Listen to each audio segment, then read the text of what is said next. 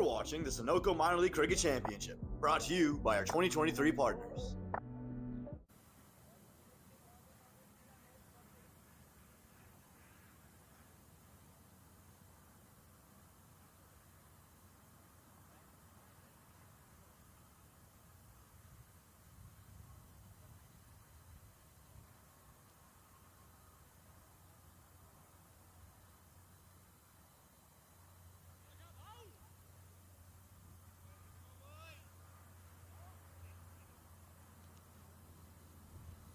Ladies and gentlemen, hello and welcome to Prairie View, Texas, here in these Pacific Conference Super 4. In this 2023 Sunoco Minor League Cricket Championship, I'm Om Patel, joined by Brian Walters, the Lone Star Athletics. They're taking on the Dallas Mustangs in the clash for Texas. Lone Star Athletics, they won the toss. They chose to bowl first, as you so often do on this surface in the morning. Brian, you're from Texas. This has to be your Super Bowl. I was remarking earlier that even bearing in mind the two teams that eventually play in the finals this Sunday in Grand Prairie, this for me is the match of the tournament. Ball one starts off very, very well for Shubham Ranjane. He was an off-season acquisition for the Lone Star Athletics, and he'll be starting off to Noman Anwar there on your screen. Andres Jos at the other end. Ranjane, Brian, has been so good for the Lone Star Athletics with the new ball. Would be rather surprising when you think about him. Major League Cricket didn't bowl a single over, but he's been so phenomenal here in minor league. My goodness, yes. I'll say more about his stats after this delivery. You see inner half of the bat, no run on offer, and again, you can see the consistency straight away from Ranjane. So definitely an all-rounder. Genuine all-rounder in terms of bowling. Led the team in wickets, 13 wickets for the season. Economy rate of 6.61, which is excellent for somebody bowling the new ball inside the power play overs. And he is up against two strong customers here in Noman Anwar and Andres Jos.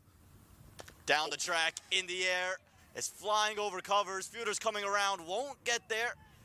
Just be a couple of runs, and you could just sense that Noman Anwar was just trying to get something going after a couple of the dot balls and very nearly the opportunity the Lone Star Athletics were ready for.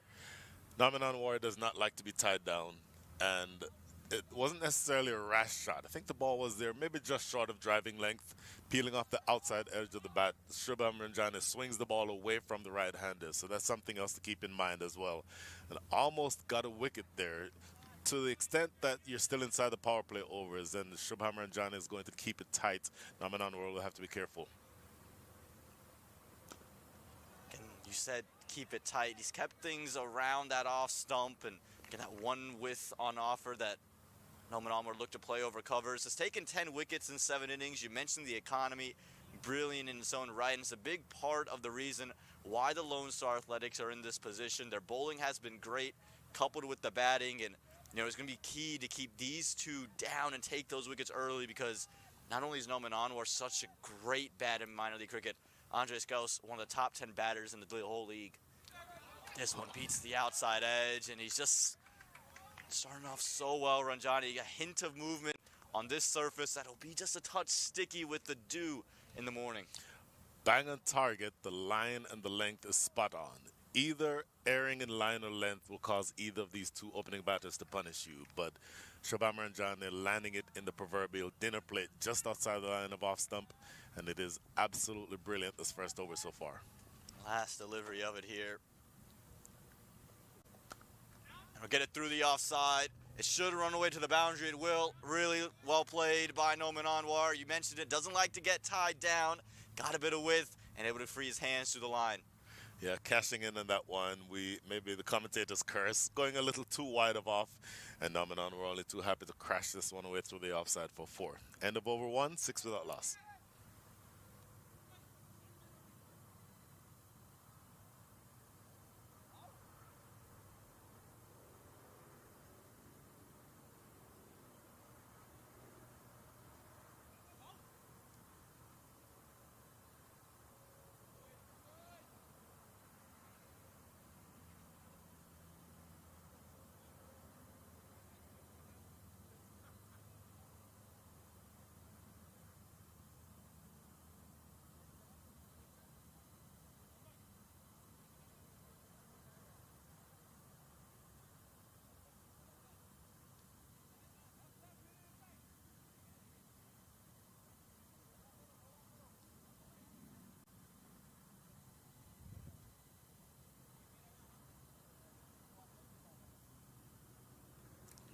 First over goes for 6 for the Dallas Mustangs, and Lone Star Athletics, they'll be happy with that.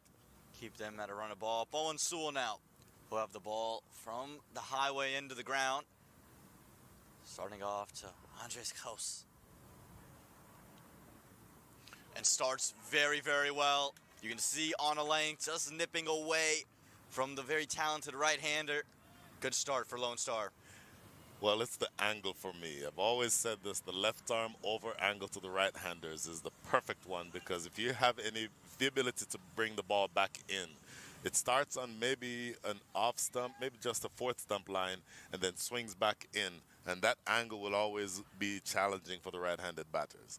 But if you make a mistake with either line or length, Andreas Kraus is more than capable of cashing in. This time just straying down the leg side. It'll be a run off the pads, and you mentioned Bowen Sewell on the angle he creates with the left hand. He's been so effective with it. Talk about an economy of 6.63 with 11 wickets in just 6 innings, and he's striking almost once every 2 overs, and that's exceptional when we talk about in the power play when he's usually bowling, and his ability to use the new ball. Again, a big part of the reason Lone Star is able to restrict teams to low totals. That is definitely the key. Both of these opening bowlers with an economy at around 6. That's exactly what you want for 2 bowlers bowling inside the power play. Slip in place for Anwar. Fuller on that occasion stopped at short cover. They'll get a run away, but again, it's good fielding there from the captain. Again, is going to want to save every run you can. You feel that on this surface, if you can hold a team down under 150 on a batting surface you feel is going to get better throughout the day, you're well ahead of the game. That's certainly the case. We talked earlier about the fact that at PV you almost always choose to bowl first because batting conditions are better. Captain Hamad Azam said something around 150 is what they'd be looking for. Let's see how close they get to that number, because that's going to be challenging. Pushed down the ground, but no run on offer. A good start here. And then you can see how fired up Lone Star is. They're just ahead of the game right now, and you can sense it with the urgency in the field and with the bowling. See, this is a bit of a David and Goliath matchup, because on paper, the Mustangs, I think, are the strongest team in the league, even without the loss of the talismanic Corey Anderson. But the Lone Star Athletics, who've been sort of middle of the pack for the entire season in the Central Division, now feel that they have a chance to go deeper into the playoffs. They'll be a handful here. Oh, handful is Andres Kraus, but well stopped at mid-off. That was destined for the boundary. They'll get another run off overthrows, but saves 2 nonetheless. That's a really good stop at mid-on. Oh, my goodness. I believe that's Milind Kumar at mid-off. He absolutely laid out, dove, athletic piece of fielding to save 2 runs. Essentially, it should have been 3. There was a bit of an overthrow. But what that does is energizes the entire team. Because if you take away boundaries from the opposition through good fielding, that sort of energizes the entire fielding team. And that's going to be something to pay attention to. Milind Kumar, one of those off-season acquisitions, was the captain of the Philadelphians in years past. He's now here in the Central, along with Andres Kraus, the man on your screen, member of that champion Seattle side, looking to do it for Dallas.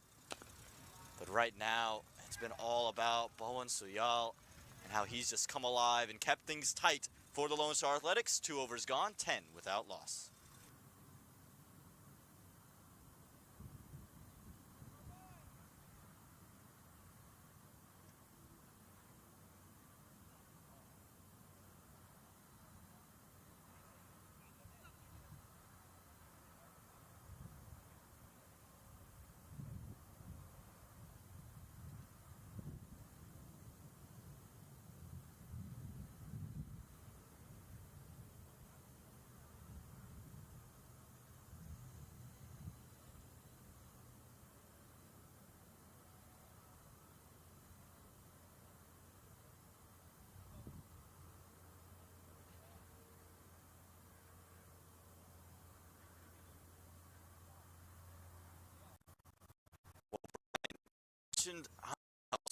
Remember that champion Shubham Ranjane there on your screen.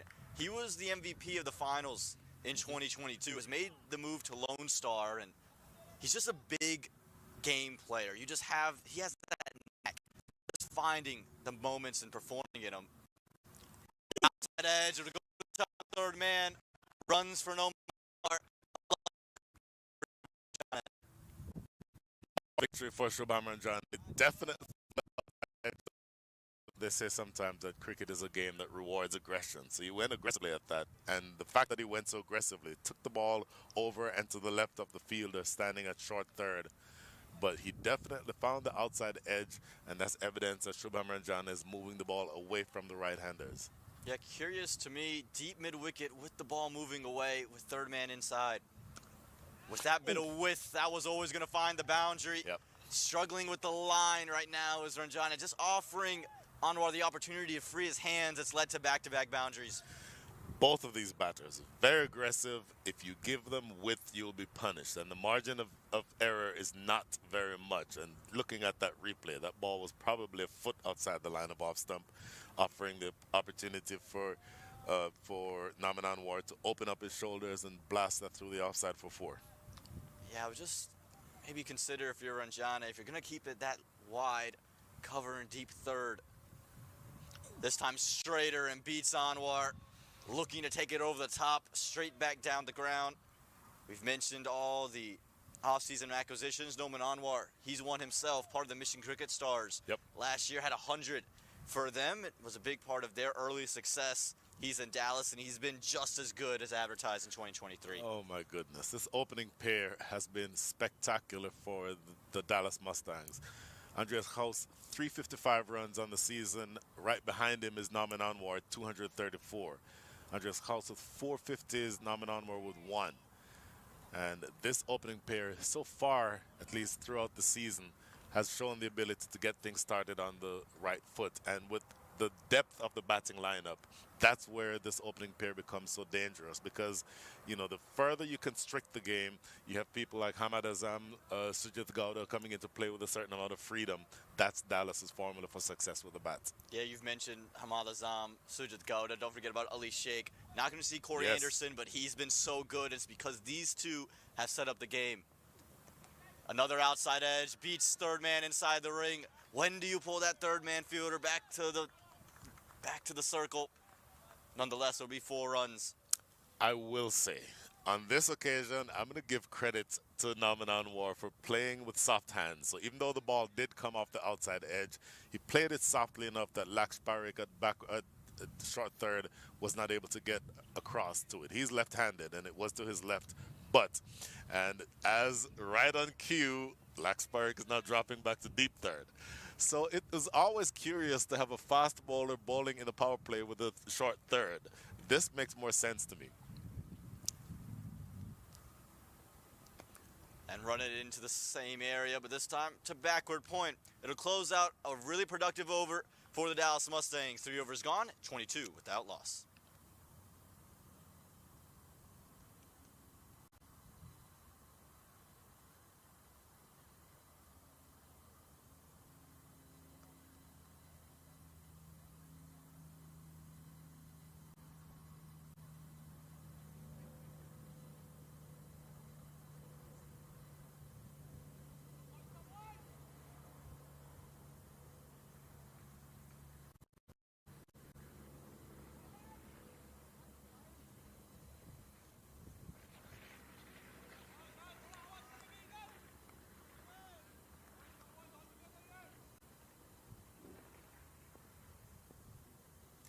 Continuing his Suyal.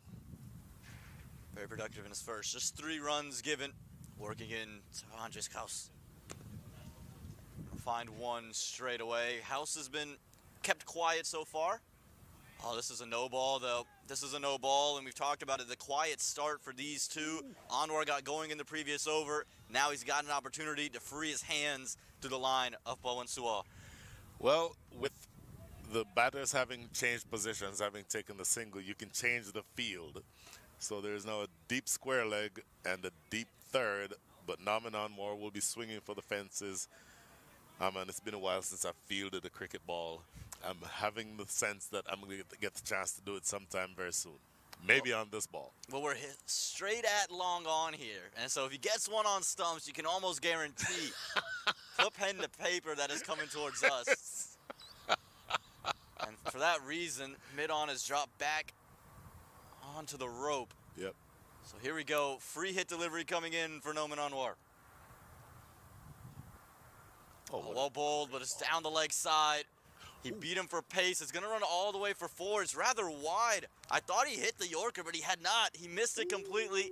And too much to do for his keeper, so that free hit continues. And extras hurting the Lone Star Athletics. Oh, that is big. That is 5 bonus runs with an additional ball to come from the free hit. And yeah, that did come very close to that pad. Maybe if that cloth on his pad was just a millimeter thicker, it might have been leg byes. But it's still a free hit. So danger here for Pawan Suyal. 6 runs without a ball being bowled, Brian. Yep. Excuse me, make it 7. They 7, ran that right. one on that bye. So not a ball bowled yet in the over. Still a free hit.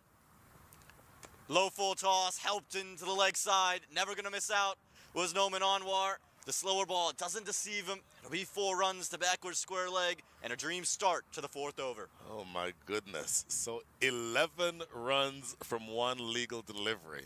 So he had 3 runs, as you see on the replay. That was a low, loopy full toss. That's not going to trouble any batter, and Noman Anwar is certainly not going to be bothered by that. So dream start with the ball by Pawan Suyal in his first over. Only 3 runs and then a leg by. 4 runs total from that over. So far in this over, 11 runs with only 1 legal ball bowled.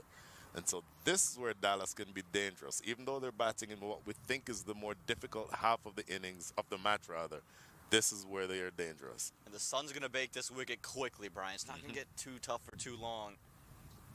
Shorter, bold, chopped it on. Where's that come from? That one's got Noman Anwar on the body, and it's fallen straight on the stumps. He went full and full. This time pulls it back, and it's too much for Anwar. And after a flurry of a start, Anwar goes. Oh, what a delivery.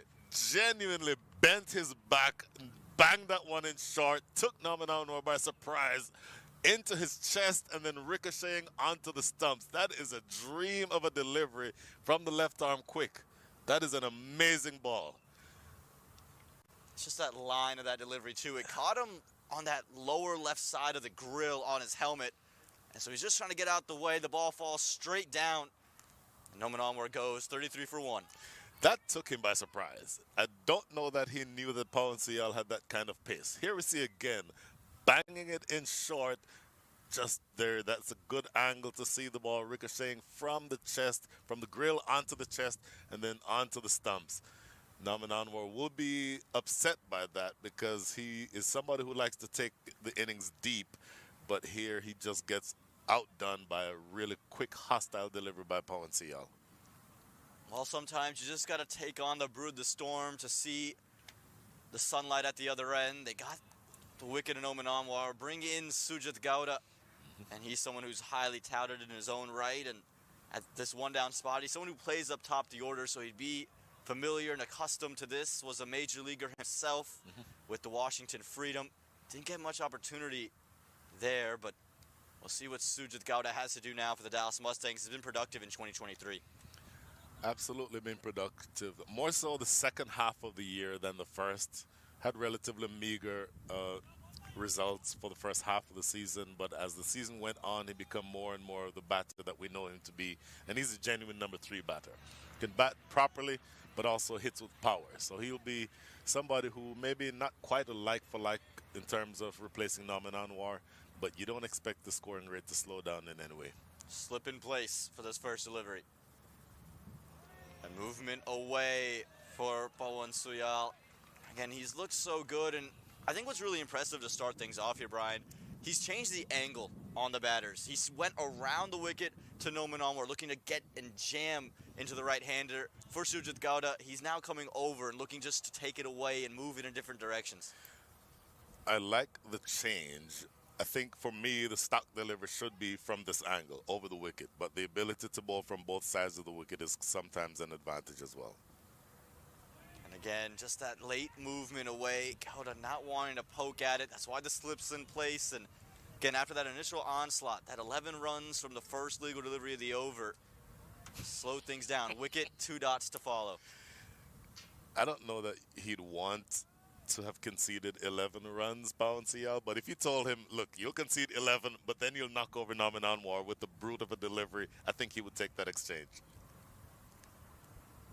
think you absolutely will take that, just because, again, that wicket is so prized. Don't want to let these two bats get set. Oh, This one's straight down. There's a half shout, but I think there's bat involved, and it's going to go all the way to the boundary for 4. There's no way that's only come off the pad. Now, was it pad and then the bat? That would be the main question.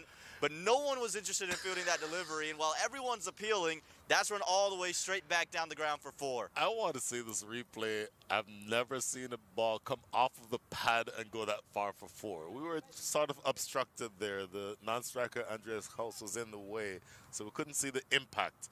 But obviously that came off the bat. Yes, there might be a question as to whether or not it was pad first.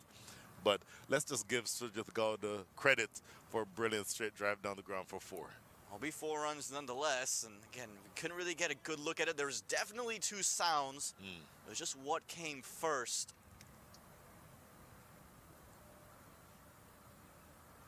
This time beats the outside edge, just getting him to poke at it. And over that went for 15 runs, but the wicket of Noman Anwar in it. 4 overs gone, 37 for 1.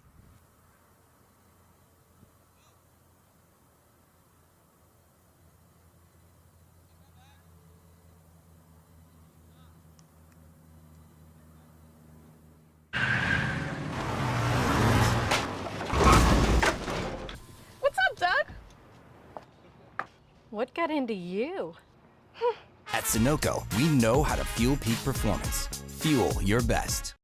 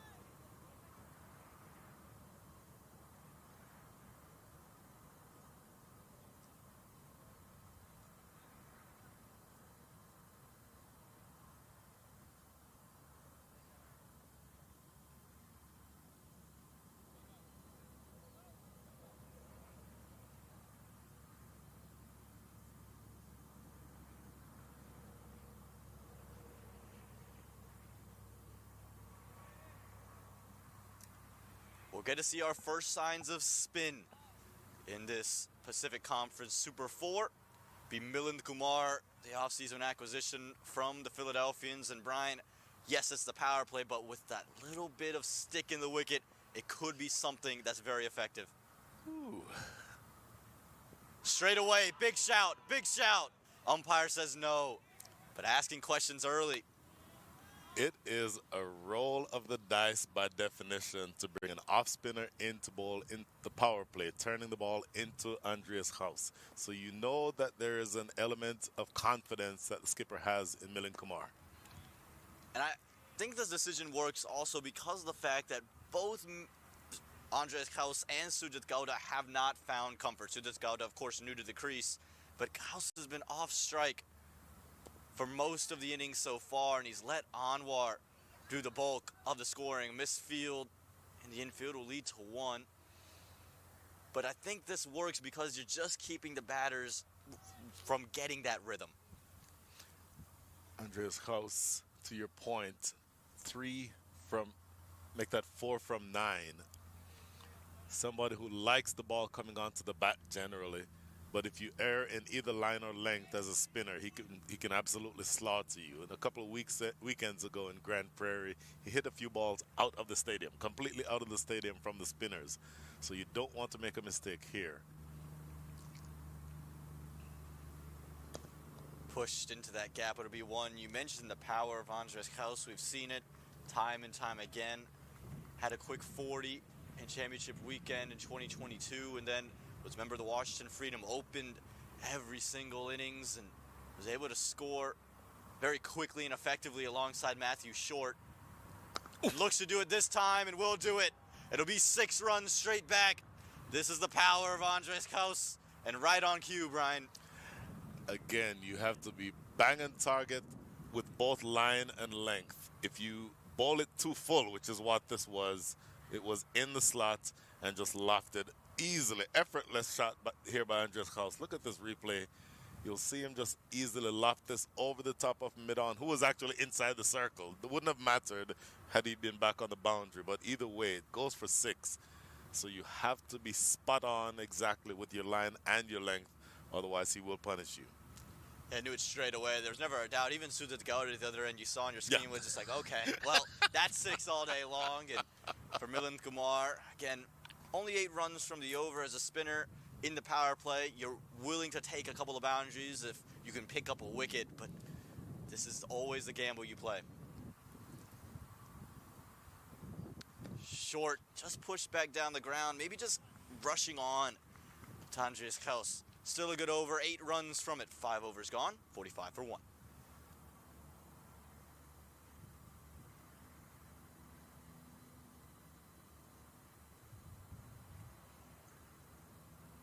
वक्त आ गया है Lakshmi basmati rice को घर लाने का। Lakshmi extra long basmati rice. इसका हर दाना हो इतना लंबा, पकते हुए महके और प्लेट पे क्या खूब खिले।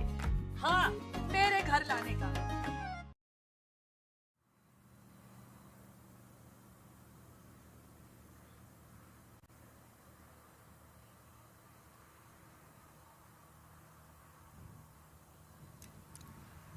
New bowler coming in for the Lone Star Athletics. It'll be Hamza Khalid as he'll find his way. We'll carry on with some pace for the Lone Star Athletics. And again, just trying to take one more wicket, Brian. This is such a deep batting lineup for the Mustangs that will feature really a Notch Kenji at a 6 or 7.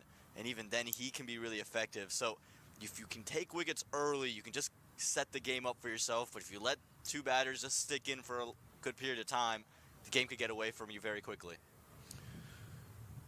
Hamza Khalid, still a young man from the Houston area. Won a contest here in Houston for being the quickest bowler in the city. So he does have pace, genuine pace. But he will bowl 2 batters who like the ball coming onto the bat. So it'll be an interesting matchup. Strays down the leg side to start things off. And you mentioned pace, and so often we see in T20 cricket, the faster it comes, the faster it goes. It's really a game that relies on your ability to change things up, to make things difficult beyond the conventional sense of you're going to be on a length, on off stump. You know, sometimes in T20 cricket, that's just not good enough. What can you do with the cutters, with the slower balls? How can you, get to that Yorker, the bouncer? This one off the inner edge. It'll run towards the boundary, and it'll run all the way for 4, I think. No, just hold up in that outfield. It'll be a couple of runs, but asking the right questions early. It's a good delivery. Looks to be about on a 4th stump line, and it comes off the inside edge. Sujit Gowda not getting that one in the direction he wanted it to. But this is the last over of the power play. So after this, after the next 5 legal deliveries, then the field can be a little bit more defensive. And they will need to, because only 1 wicket down, and Dallas is scoring at the rate of 9.29 and over. That rate takes them projected to 186. And so you're going to have to do something differently here for Lone Star. Cream through the offside. That's powerfully struck. Really just might have just been a touch over pitched. But Sujit Gowda, you mentioned a true number 3, up to the task, finds 4. Oh my goodness. This for me so far is the shot of the day. Look at the front foot. Look at his left foot advancing down the pitch and then hammering it straight through the line. A lovely looking shot for 4. Yeah, given the width and just the license to free his arms through the line, he's such a classy player. We already saw the straight drive. This time through extra cover. Just give him that opportunity to come down and free his hands. He's always going to be effective. You mentioned Hamza Khalid's pace. Well, right now hasn't shown it, and that's why we've seen wicketkeeper up the stumps. So any pace bowler would be offended by the keeper coming up to the stumps. But I think that was in response to Sujit Gowda taking a couple steps down the wicket with that last delivery.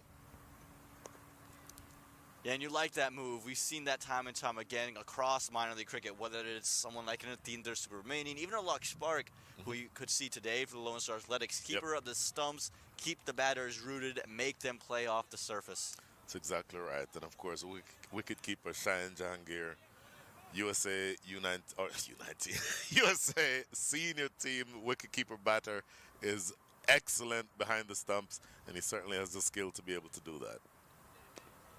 And so you can see now Gowda not able to get to the pitch of the ball, not able to create the half volley, has to just stay where he is and deal from it on a length. And this is something that could be very effective for Khaled, as he's just trying to get through his overs and bowl some quiet ones. Even with that boundary, just 7 runs coming in it. And so that move from keeper Cheyenne Jahangir allows Hamza Khalid to find the right length. His line generally has been appropriate. The length is what was taken advantage of by Sujit Gowda, coming down and meeting that ball on the half volley. But with the keeper up to the stumps, he's not going to take that chance. And this is good bowling and good captaincy. Again, on a length, House wants a single, he'll get it. But this is a good comeback from Khalid after being hit for that 4, giving up that wide.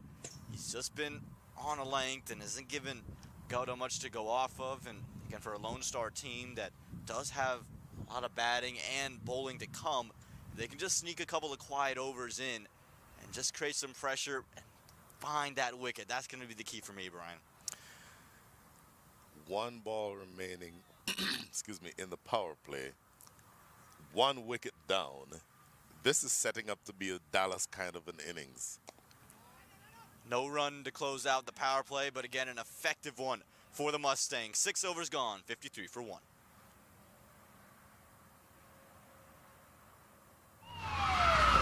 Took that last corner pretty quick. Sir, I need 1 hand on the roof, 1 hand on the pump. Timeout for Sunoco Go Rewards. Keep pumping. With new Sunoco Go rewards, when you fuel, you save, because rewards come first.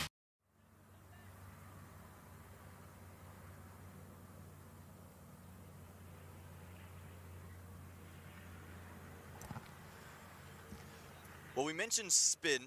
No more Milind Kumar turning it into the right-hander. Instead, it's going to be someone taking it away. It's the Canadian Ravindu Gunasekara, the leg spinner. He's made his way back into minor league cricket. First season with Morrisville. Now back with the Lone Star Athletics. He'll feature in that top order. But right now, we mentioned, before we talked about who could be effective on this type of a surface. He was a name that was brought up. Yes, it'll be interesting to see how well he takes the ball away from the right-handed batters. Of course, now we're out of the power play, so there's protection. Plenty of protection in the deep. There's a square leg, a mid-wicket, a long on, a long off, and a sweeper on the offside. So just 4 inside the circle, and as defensive a field as you can set. Gunasekara, one of 2 Canadians in the side, of course, Nitish Kumar being the other. And it's going to be interesting to see how they do here against this pair, because you get the sense that they're ready to start firing. Oh! This one, run down, very, very fine. Will it have the legs to find the boundary? It will. Touch of unluckiness there, but Sujit Gowda, just with the soft hands, runs it down to third man for 4. I want to see the replay to see if I want to give Sujit Gowda credit for this. Let's see. No, he absolutely played a late cut, an intentional late cut, the most delicate of shots. That is beautiful to see. And you don't see very many late cuts anymore. Usually you're more accustomed to seeing the switch hits and all of those types of shots. But nothing wrong with a good old-fashioned late cut for 4. I lost art in the eyes of Brian Walters. Very much. I'm showing my age. I'm sorry. But this is the kind of player Gowda is. He's someone who can just play all the shots, can flip into a T20 gear, but can just take advantage. There was a short third in position for that type of late cut, but he played it so late, so fine. And just there was no opportunity for Lakshmi Parakh station there. My goodness. I'm going to call a name that you youngsters might not know. Lawrence Rowe. Have you ever heard that name? Lawrence Rowe. You're shaking your head. Lawrence Rowe played for the West Indies. Lives in Florida these days. It was reputed that he could cut the ball so late, he was sometimes cutting it out of the keeper's gloves. And that's what that shot reminded me of. Just elegantly played late cut. Pulls it this time. Doesn't get all of it, but it's in the gap. And it'll just be 1 run there. Good work by deep mid-wicket. It's a good comeback for Gunasekara as well. He's found a line much closer to stumps, not allowing Gowda to free any hands. And again, for this Lone Star team, where does that wicket come in? I think, we've seen consistently at Prairie View spin from this end of the ground and pace from the highway end. So if they continue with this, they just find a way to upset rhythm of these Mustangs. This one beats the outside edge of House, who's just looking to cut that one between backward point. Yeah, this one was pushed through a little bit more quickly by Gunasekara, trying to pierce that gap between Lakshparik at short third and Shubham Ranjani at backward point. This time cut in the gap. Fielder would have to do a lot of work, won't get there. It'll be 4 runs, just a touch wider. Didn't push it quite through this time, and it ends up being 4 runs for the Dallas Mustangs and Andres House. It's a good-looking shot. We see on the replay as they go now Dallas into the 60s. Just a bit of width and pouncing all over it, getting it behind point for yet another boundary. That's the end of over number 7. The score is 62 for 1.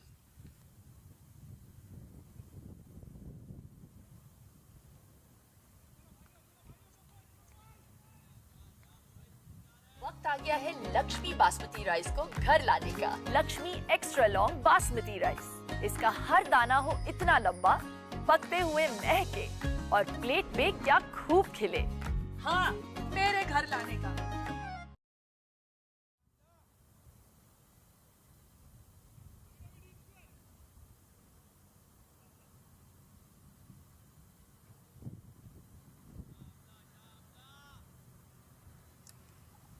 Welcome back to this 2023 Sunoco Minor League Cricket Championship.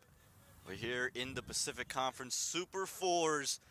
Teams fighting for an opportunity to play on finals day this Sunday at Grand Prairie Stadium. Hamza Khalid, he's got ball in hand, operating to Sujit Gowda. Cuts it through the offside. Sweeper will keep it to just the 1. They could come back for 2, and they will.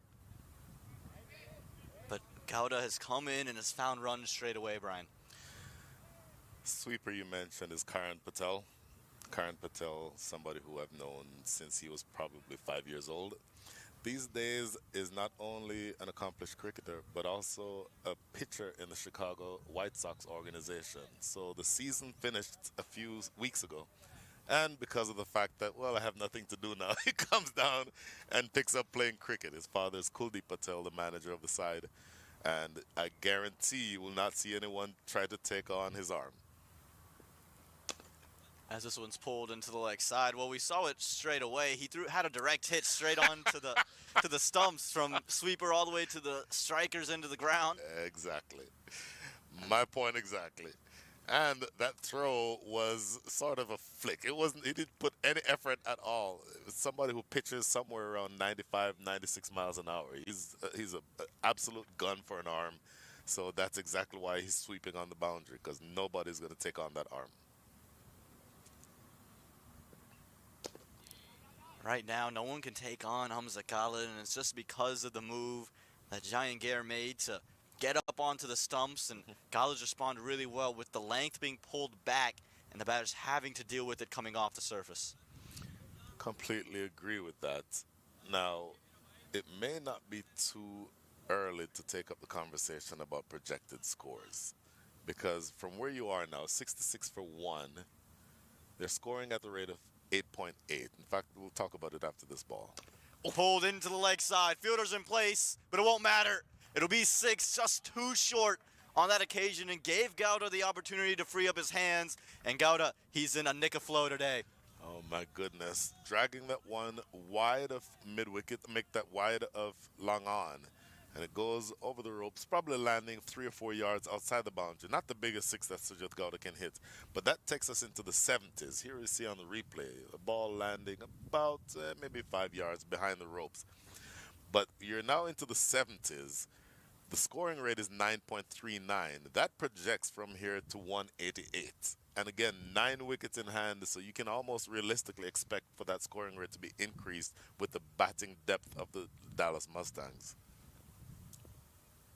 Slower ball pushed into the offside, and you mentioned it, that If 188 is what you're looking at right now with 9 wickets in hand, yes, of course, a couple of wickets change that. But with Ali Sheikh striking the way he is above 140, Hamad Azam, we know he can do the same thing. Remember, on opening weekend, comes in the Super Over 6 and 4 to finish things off. So this is what we've seen from the Dallas Mustangs. So it's not unreasonable to say 200 is still on the board with the depth the Mustangs have on offer. Oh my goodness, yes. Slower ball again, nowhere to go. Andres Kraus, who, again, usually so free-flowing, struggling as of late, 15 off 16. 8 overs gone, 73 for 1.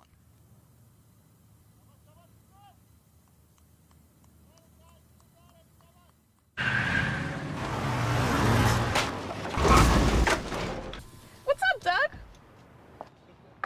What got into you? At Sunoco, we know how to fuel peak performance. Fuel your best.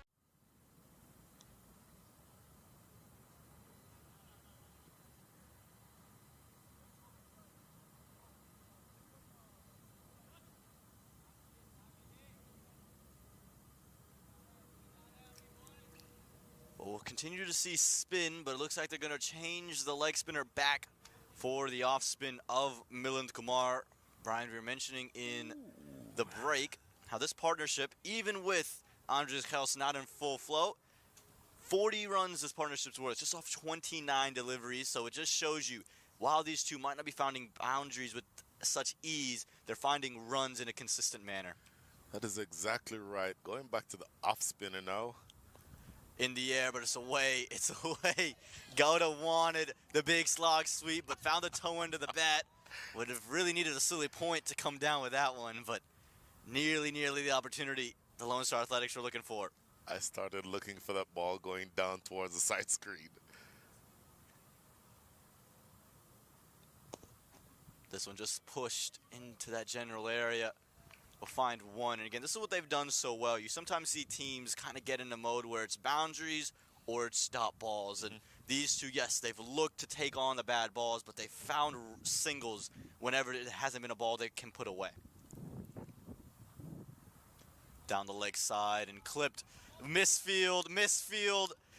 He wanted to run out Milind Kumar, he wanted to run out Sujit Gowda, who had already gone halfway down. And as a result, ends up giving up a run to Andres Kraus. Yeah, Palencia will not want to see the replay on that one. He legitimately had an opportunity for a run out at the non-strikers end. No run there, and Sujit Gowda was halfway down. But unfortunately for the Lone Star Athletics, Palencia fumbling that one. Late cut again, but this time we'll find that fielder. Again, for these two spinners, apart from the one boundary from Milind Kumar, nothing's really been in the slot. They've pulled the length back, they've tried to use the nature of the surface, and they've reaped the rewards across those boundaries. You take them off the board, it's just singles. This one cut. Sweeper will come in place to keep it to just 1. Well, you're now at the point, and this is an excellent over underway, by the way. 3 runs coming from the over so far with 1 ball to come. So when you get that type of productivity from your spinner, that's definitely a bonus.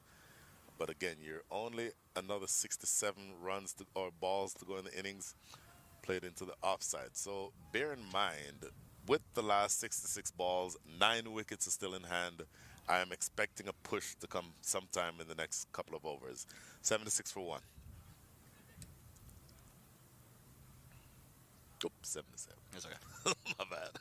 वक्त आ गया है Lakshmi basmati rice को घर लाने का। Lakshmi extra long basmati rice. इसका हर दाना हो इतना लंबा, पकते हुए महके और प्लेट पे क्या खूब खिले।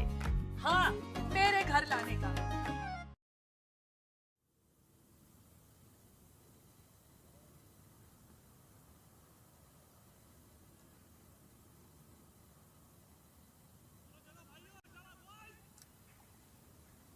Well, we'll see a new man brought on with the pace attack. It'll be Laksh Bark trying to break this partnership between Andres Kraus and Sujit Gowda. Bark was such a force in 2021. Hasn't found that same type of production, but we know what he can do with all the off-speed deliveries, and with Andres Kraus still under 100 strike rate, not something you see quite often. trying to see if they can just frustrate him into throwing his wicket away. Well, Laksh coming off of an injury, had a knee injury towards the back end of last year. So only right now I think is back to full health. And bowling around the wicket to Andreas House. Laksh, of course, a U21 player, lives in my part of the world. Austin, goes to the University of Texas, finance major. And as far as the cricket is concerned, he generally, you mentioned it, is able to get wickets just from changing things up. Not express pace, but generally a thinking bowler. Slower ball straight away. And again, this is what you would expect. You're not going to see many seam-up deliveries with Lux. That's not his job. It's to just slow things down, bowl change-ups, slowers, cutters, and keep the batters from able to free their hands to the line of the ball. And it's that ability to change, just subtle changes that you can't necessarily read out of the hand. Some of them are floated up there a little bit more slowly, sometimes pushing it through a little bit more quickly, but always a difficult bowler to attack because of his variety.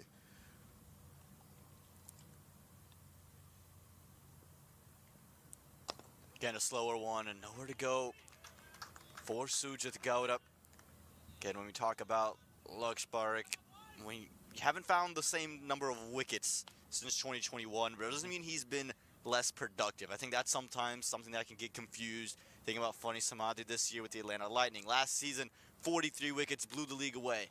Hasn't found that.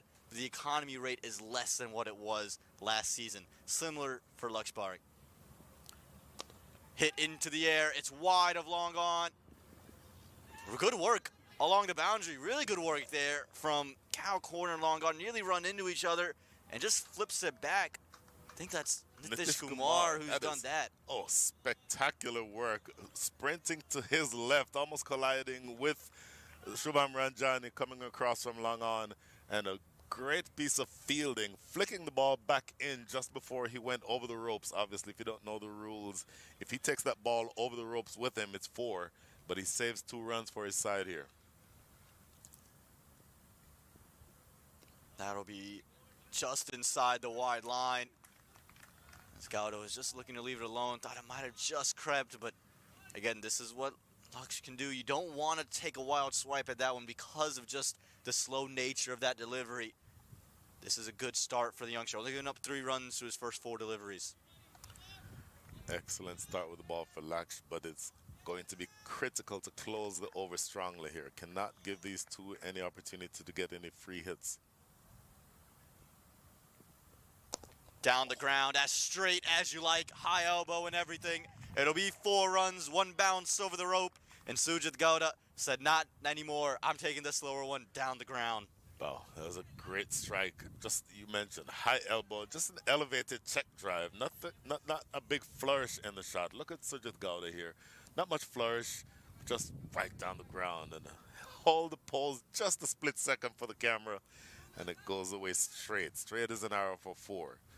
So 7 runs from the over with 1 to come. Laksh had been bowling an excellent over before that. Needs to close out strongly here. Yeah, and that 4 has brought up the 50 partnership for this first wicket.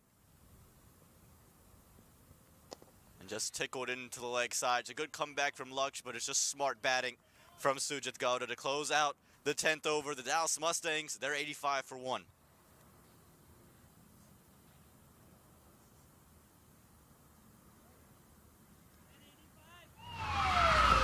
Took that last corner pretty quick. Sir, I need 1 hand on the roof, 1 hand on the pump.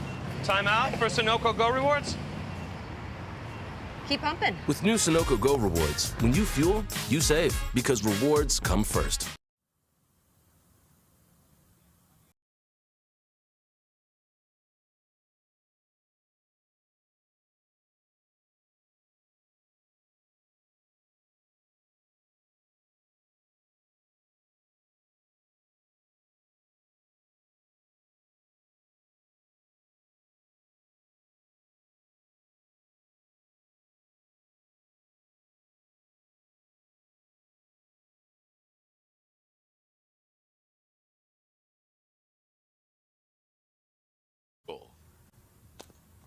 It's the sort of setup that makes you think, okay, somebody like an Andreas House who is still striking it at less than a run a ball, 18 from 19, and he is one of the leading batters. To come, you still have Hamad Azam. You mentioned Ali Sheikh.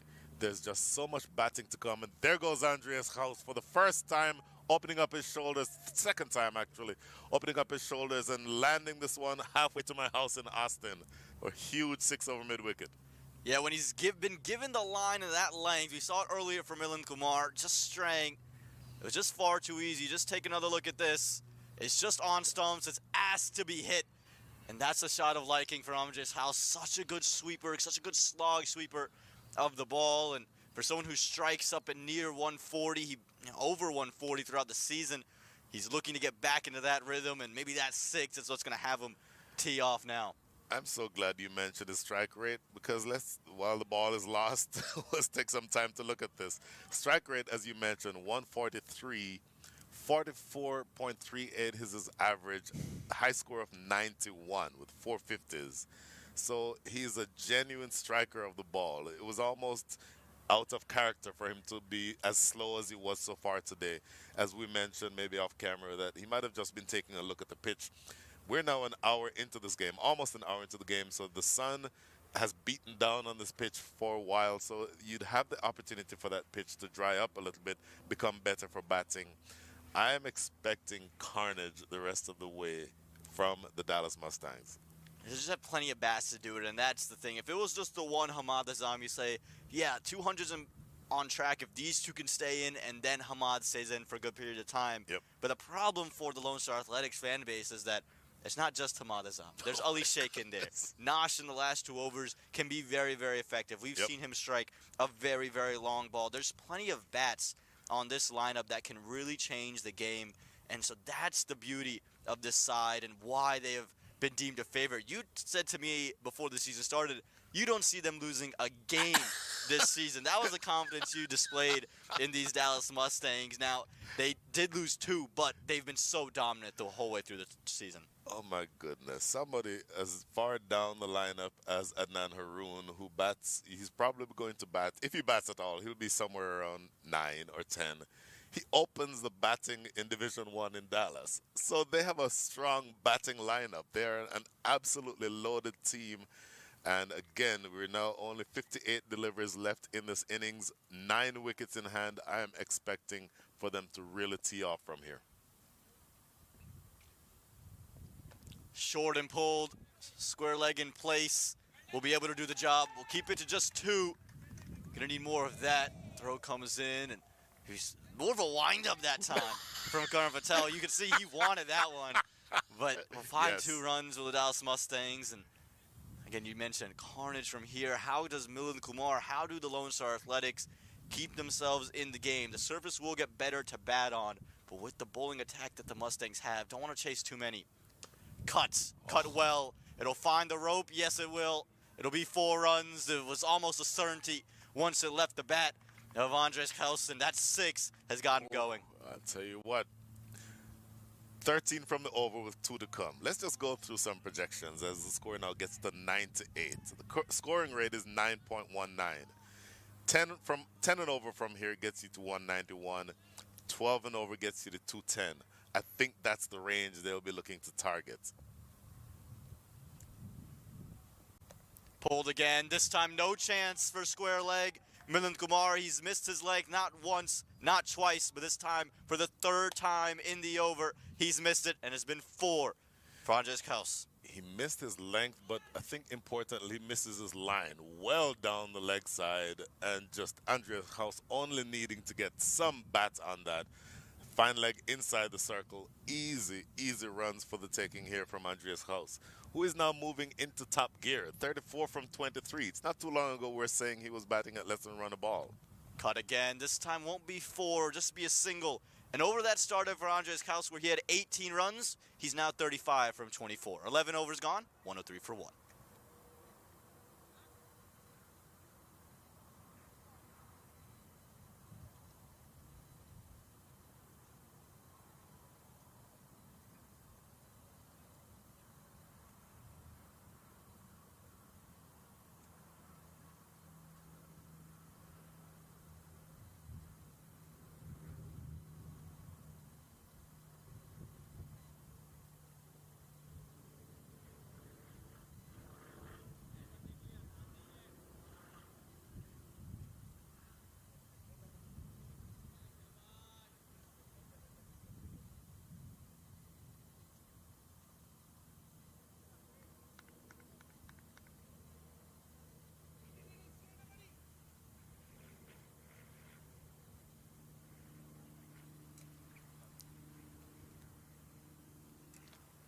It'll be Ruvindu Gunasekara coming in from the opposite end, the highway end. And Brian, I think it has something to do with the wind coming back into him. You hear often the spinners like the wind blowing into them, so it just creates a little bit more drift and turn. See if that proves to be the case against Andres Gauss. Big sweep straight away. Said there was a bit of bat involved. No appeal from Ruvindu, but you can see Gauss has jumped into top gear. He's looking to go big, and we haven't seen a lot of turn. Maybe some inconsistent bounce a few overs ago, but I think the pitch has flattened out to the point that unless you're, somebody like a Muralitharan, you're not going to get much turn. Slower, chipped, but it's over the top of third man. Just quite nearly the opportunity for Luxbarek, but just enough bat on it to keep it away from the hands of short third. Ooh, it was in the air an agonizingly long time if you're Andreas Gauss, but it finally landed for him just in front of Luxbarek at short third. Now, Sujat Gowda, who's been there now for 30 or 28 balls, 37 runs against his name. It feels like the time in the innings where he himself is going to look to be more aggressive. Maybe you want Andreas Gauss to bat through, look for Sujat Gowda to be more aggressive. Pulled into the leg side. Just the one run on offer, but I don't think either of these two are going to take a back seat, Brian. I think they're both going to look to find a boundary because, again, the depth is there. You have that luxury. There's not a lot of minor league franchises you can say, yeah, both of the set batters can go, and if we lose them, we're still in a place where we can still accelerate. Exactly. Gunasekara is actually bowling very well here, by the way. Cut nicely to cover. And you mentioned it. He is bowling quite nicely. He's kept things on a length. Hasn't really given the full deliveries that House or Gowda are looking to take straight back down the ground, making them pull, making them cut. So now, I don't think you'll see him toss anything up to either of these two batters. The flatter, quicker ones is what I'm really expecting from him here. Well, just as you said it, tossed it up, and it's going to be 4 runs. It was fuller in length, and that was the key. Gowda helps it straight back down the ground, make it another 4. Well, that's why I didn't think he'd toss it up, because that's what will happen. Both of these batters are more than capable of playing through the line. Again, not a whole lot of turn. There you see on the replay, the ball pretty much just going straight on. And so if you're Gunasekara, or any of the spinners for that matter, I think you're going to have to go to a more defensive mindset where you're bowling flatter and quicker and trying to not allow them the opportunity to get under the ball. Flatter, quicker, but bigger. That's a huge 6 from Sujat Gowda. Just pulled the length back, and it was always going to find its way to the boundary. What an end to the over. 10 runs from the final 2 deliveries. Oh my goodness. That probably is the biggest 6 of the day. Look at him jump onto the back foot, open that front leg, and play that ball over the top of mid-wicket for another 6. 116 for 1 is the score after 12. And Brian, you mentioned it a couple overs ago. You're ready for them to tee off, and they've done just that. And now you have to wonder, when do the Pacers start to come back on? You have 2 overs remaining of Shobha Muranjane, 2 overs remaining of Pawan Suyal. Hamza Galada's got 2, Luxbarek's got 3. When do you see them back with the spinners being taken advantage of? Boy, I would have to think that you'd be thinking now about going back to pace. This is going to be Hiral Patel, who is a left-arm spinner, orthodox spinner, so he'll be taking the ball away from these 2 batters. Andreas Gauss is on strike, but it's to the stage of the innings where, unless you're going to be turning it square, and this pitch hasn't shown a lot of turn so far, that you're in the position where you're going to have to be very defensive. Down the leg side, the final run, a misfield could bring them back for 2, and it will. Can't afford this if you're Lone Star. We've seen it a couple times already. Just hasn't been the sharpest down the field. Apart from the early goings, we saw the stop from Milind Kumar. As of late, they've just let themselves down. Yeah, and that was Pawan Suyal at short, fine leg. He's the left-hander, so he dove to his strong side, so he really should not have let that one get by him. off the bat and on the pads. We'll find one here. Andres Carlos, you see from Hero Patel, flat through the air, quick. Not going to let the batters go and advance and free their arms. But, again, always a risk to bowl your spinners in this stage, especially when you have the pacers to use to close out your innings. Boy. And I certainly understand the thinking of keeping the Pacers back, but I would want to see maybe a couple more overs from a Lakshparak or somebody like that, because if you save, say, overs 18 and 20 for the two from Pau and Siyal, maybe 17 and 15 for Sujith Gowda. Oh. Big shout here. Not given. Can't quite believe it. Hero Patel, he was up in arms about it. The rest of the side had looked to turn the appeal down, but Patel was convinced he had his man. Well, it was dead straight. Umpire Billy Taylor out of England is the one who decides that this one is probably slipping down leg. I don't want to see a replay about that to make sure, but certainly he was convinced that he had his man. Yeah, we've seen Patel angling everything in, attacking really the pads, and so pretty safe guesstimate to say it was headed down the leg side. But a good quiet over here. We've talked about how pace might be the way to go. He's only given up 4 runs in his first over here, not given any width to Kauser Gowda. Just a single once again for Andres Kaus. I like how he's bowling. Again, if you're going to bowl a spinner at this stage of the innings with the platform that Dallas has, it's going to have to be quicker and flatter and not allowing the batters to get underneath it. So at this stage of the innings, if you can get away with giving up singles, then that's exactly what you need to have happen. And no run on offer for Sujith Gowda. He'll sit on 49 for another over longer. 13 gone, 121 for 1.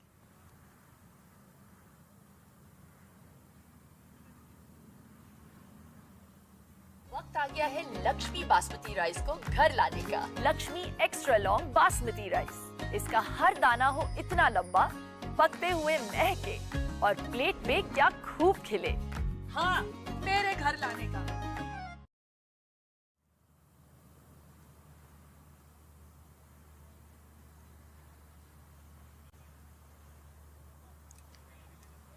Seven overs to go here in this first match of the Pacific Conference Super Fours. And right now the game kind of slipping away from the Lone Star Athletics as Shubham Ranjani, the strike bowler, will come back. Both Gowda and Kaus in the 40s. Gowda 1 away from his half century, 9 away is Andres Kaus, and Shubham Ranjani has to find that wicket in this over. My goodness, the partnership now worth 88. And these two are at the stage, both of them obviously well set, Sujith Gowda and Andres Kaus. They're both set to accelerate with 42 balls remaining in the innings. Sujith Gowda, my apologies, Shubham Ranjani bowling well in his first 2 overs. First over went for 6, took a bit of stick in the second over, went for 12. But it's a much different proposition bowling at this stage of the innings with the platform set up for the Dallas Mustangs the way that it is right now. And the reason why a win and a loss here is so important, again, every team fighting for a chance to play on Sunday in the finals, and it's based off who has the top points in the Pacific Conference. That's who's going to go on to play the top seeder in the Atlantic. And just get off with the loss straight away almost puts you out from the get-go. Down the ground, that's headed towards us. Good night. Andres Kaus has got a car on the way through.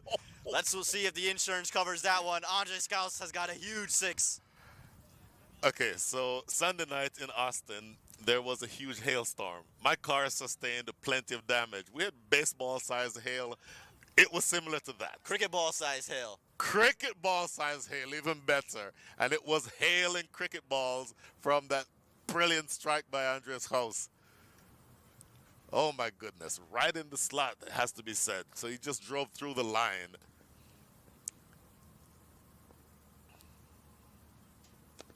That's a better length from Ranjani. That was the key on that 6. If you really boil it down, anytime the ball's been full, both Gowda, both Kaus have looked to play down the ground, and they've shown the ability to do that in spades. But when it's on a length, it's been tougher to put away. Take a look at this, though. Yeah, right in the slot. Did not have to move his front leg much. Maybe opened up just a touch, and you see that ball slamming into that car. I feel your pain, the owner of that vehicle. Better here from Ranjane, but yeah, the pain indeed. And the Lone Star Athletics are feeling the pain right now with that six. And again, the wild thing about it, it's one of the biggest sixes we've seen. Yes. House has just timed that. Yes. He has not put the full mustard of those big arms of his through that ball. He's just timed it over the top, and maybe cars need to park a little further away. I think that's what House is getting at. He's seen it as a challenge almost. I'm going to go take on that car.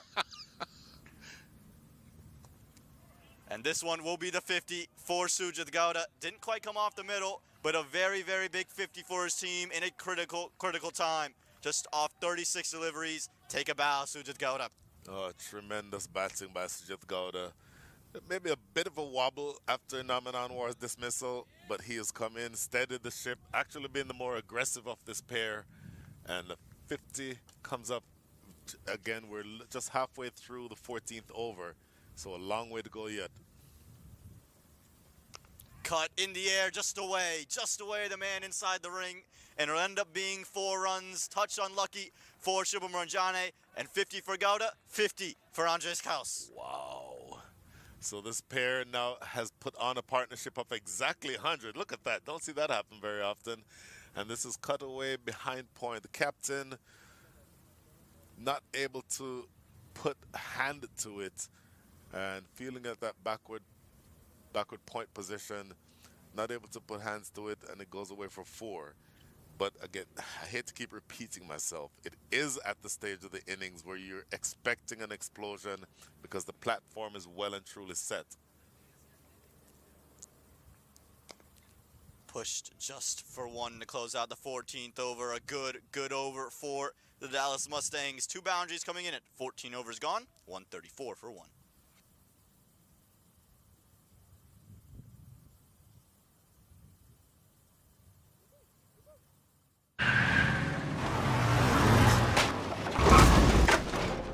What's up, Doug? What got into you? At Sunoco, we know how to fuel peak performance. Fuel your best.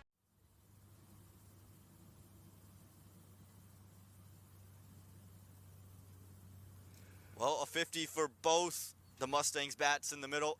Hero Patel, he just gave up 5 runs in his first. He's coming back for his second, but it's the 15th over, Brian. It's a high gamble to bowl a spinner here this late in the innings. Oh my goodness. Talking about the power of Andreas House. In the tournament, or in the match in Grand Prairie a couple weekends ago, the field was set such that they were playing on the far eastern side of the ground, and so the boundary on the leg side was 85 yards. And he cleared not just the boundary, but knocked the ball out of the stadium. It would have been 115 yards at minimum. This one hit down the ground, and again, that's just what we've come to expect from Andres Kaus. No ground seems to be too big. It's Church Street Park, sends it into the parking lot. It's Grand Prairie Stadium, sends it past the parking lot. It's PVCC, hits a car that's parked over by the comm box. No cars are safe. Big shout. That's definitely high, and that little deflection off the pad saves Gowda. But runs here for the Dallas Mustangs, and plenty of them. By the way, we never did acknowledge the umpires. The umpire is Colin Edwards, operating at the highway end, and the umpire who you can see facing you right now in the red shirt is Billy Taylor. Down the ground again, and when we talk about all the batting from House and Gowda, don't forget to mention what Hero Patel has done with the ball. On a length, quick, jamming the batters, and so he's gone by through his innings quietly so far, and that's what you need. And so even though it's a spinner, it's still working. How has this one not found anything? He took a big swipe across the line, and it's just gone through everybody. I'm gonna guess if there had been one more coat of varnish on the off stump, it would have been disturbed. That could not have passed by more than a millimeter outside off stump. Again, looking to go big, but no boundaries coming off Hero Patel. This is good for the Lone Star Athletics. Anything to keep the score in the 180s now. There's no, you're not holding this team under 150 or at 150. You're thinking 180. If we can hold them in that range, we've done well to fight back into this match. And to your point, well, I'll say it after this. Well, hold that thought, Brian, because this is massive. Sujit Gowda's already put one short ball all the way, this time on the opposite end of the ground. Sends it all the way. 6 more. A real drag down ball here. He bowls so well, bowling the right pace and the right length. But this one he drags down halfway. Look at Sujit Gowda pouncing all over it, hammering it into the bushes over at deep mid wicket for yet another 6. That is the end of over number 15. The last 30 deliveries are going to be hectic. 145 for 1.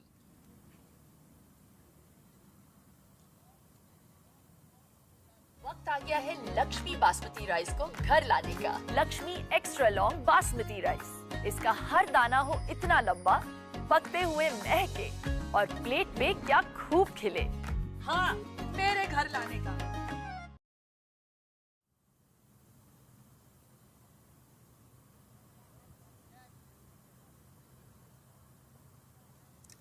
Well, Brian, we've just seen some of the biggest 6s. One coming off Shubham Ranjane's over. That was hit by Andres Kraus. Previous over, Sujit Gowda says, my turn. He sends one over deep mid-wicket for 6, and the scores jumped to 145. Both these batters striking above 140. Andres Kraus in the 150s. This is just special, special stuff, and will return the strike bowler for the Lone Star Athletics. And Pawan Suyal, you have to break this partnership. I know we've been saying it. We've been saying it since the second over or the 4th over of the match. But Sure. You have to break this partnership now. Partnership now worth 112 runs. Pawan Suyal with a brutal delivery to dismiss Andreas Kraus's opening partner, Naman Anwar. But he's now bowling in a different scenario to a fired-up batter. Short, punished. Help yourself, Andres Kraus. Help yourself. We had a 6 to close the previous over, this time a 6 to open it.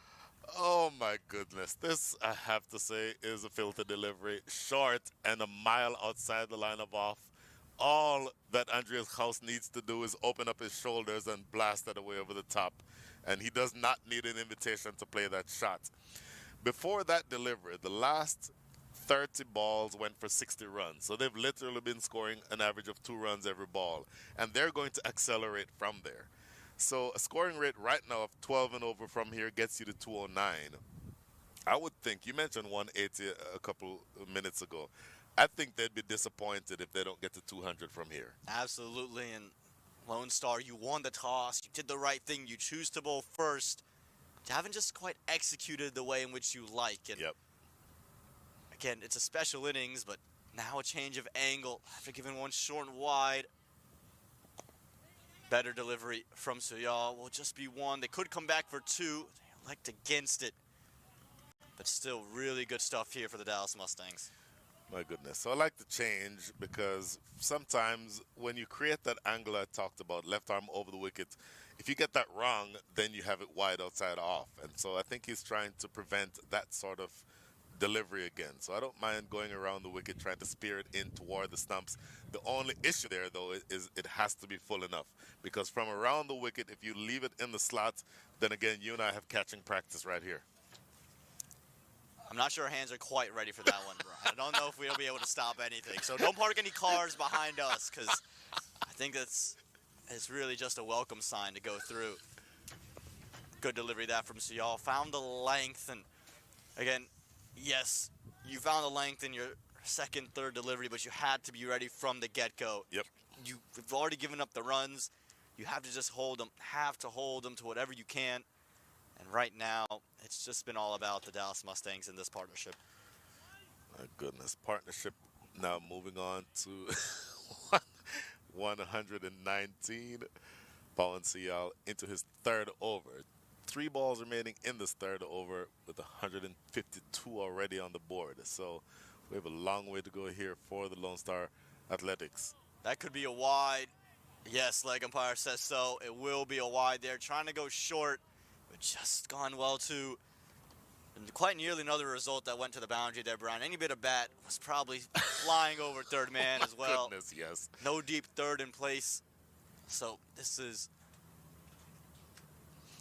So there is a deep third in place, but I think with the power of both of these batters, it would have gone over. Sujit Gowda would have extended, and that would have gone. It would have cleared that fielder. Better there, but it's been squeezed through backward point. Short, the third man won't be able to get there. What a shot that is from Gowda. That's just timing, ladies and gentlemen. That is just timing and placement. Will place himself for 4. That is a spectacular shot. Just playing it late, you see him just angle the bat just enough to get it wide of that fielder, fine of the fielder who is inside the circle at backward point. That's the captain, Siddharth Patari. And so 4 coming from that delivery. So you're at 12 runs already from the over, including the wide, with 2 balls still to come. And how much damage has happened on either the last ball or the penultimate ball of these overs. It becomes so important for Pawan Suyal here as a strike bowler to make sure that he does not cause any more damage. He's now bringing deep third into the circle. For me, that means full and straight, which is, I think, the idea. You want that ball right in the block hole, right on the toes of Sujit Gowda. Missed it, but it's hit straight back down the ground. Bowled it well enough. Did Suyal. Will just pick up 1 there, but you like the idea, and he's bowled with an idea. Has it always worked? No, but that's the one thing you can say about Suyal. He's had his plan, and he's looked to bowl those types of deliveries. The last delivery of this over now to Andreas House. If you make a mistake, he will punish you. This has to be spot on. Absolutely has to be spot on. He's 63 from 39. What can he find on this one? Low full toss. Well bowled. Well bowled. The low full toss. Never easy to put away that kind of a pace. 16 overs gone. 159 for 1.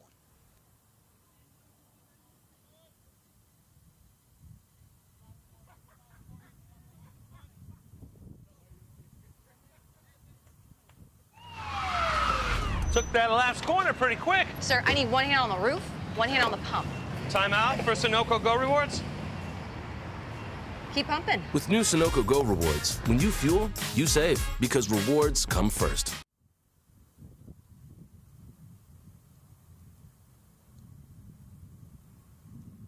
Brian, 4 overs to go here in this Pacific Conference Super Forward. And it looks like the Dallas Mustangs are well on their way to getting these early 2 points. As Hamza Khalid will come back with ball in hand. I was about to say, Hamza Khalid will say something or have something to say about that.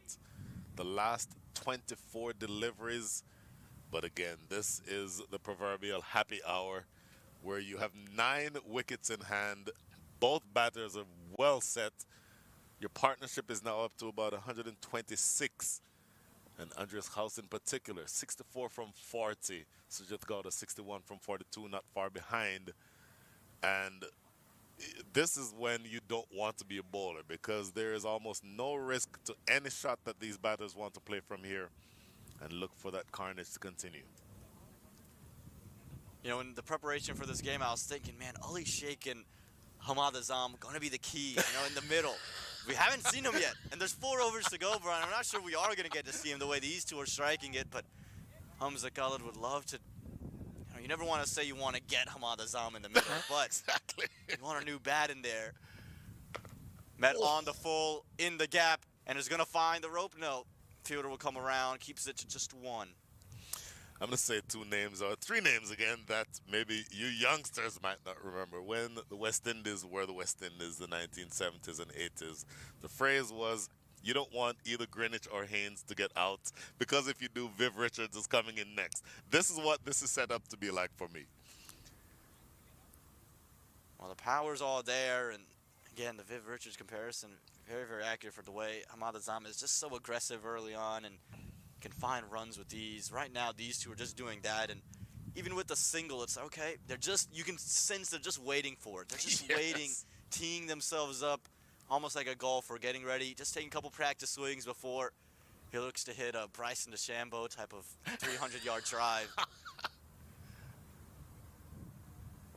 slower ball, unable to capitalize, but a good changeup. I think this is what was missing for a lot of, even a Bowen Suyal in his over. I just thought maybe a slower one could just change up two batters who are looking to hit through the line. It's good thinking bowling, and you like to see that from the youngster. Now, can you bowl 6 slow balls in an over? Probably not. So you're going to have a backup delivery to go with that slower ball.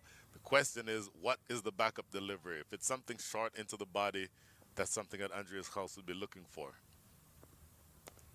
Again slow, again outside the off stump. The call's originally for 2. They're going to push for it. Taking on the arm of Karan Patel. It was a rocket in, but House is quick enough. Wow. Those are the times that you don't want to be a keeper necessarily with that ball coming to you at 95 miles an hour.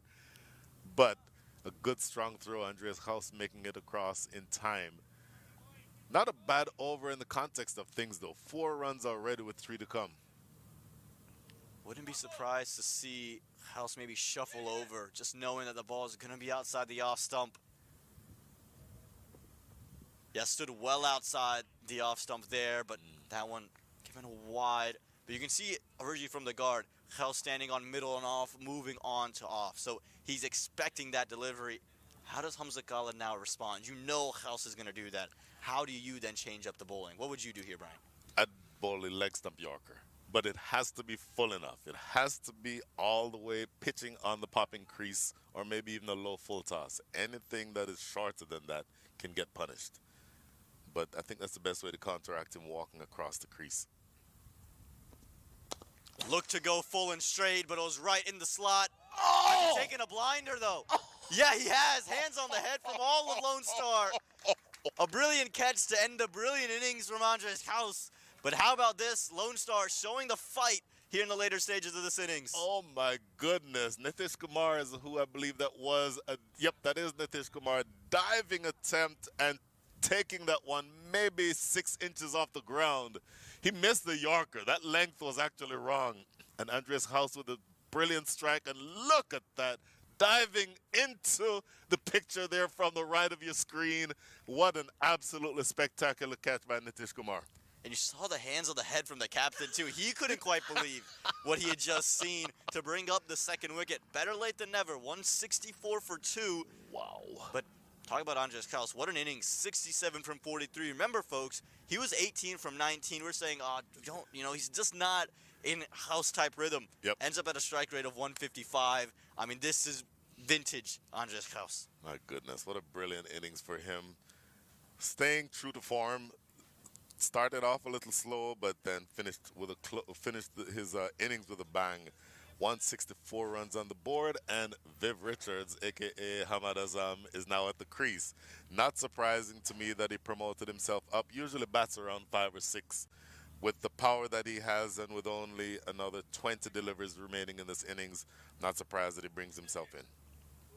Yeah, absolutely. A strike rate of 139 in this 2023 season.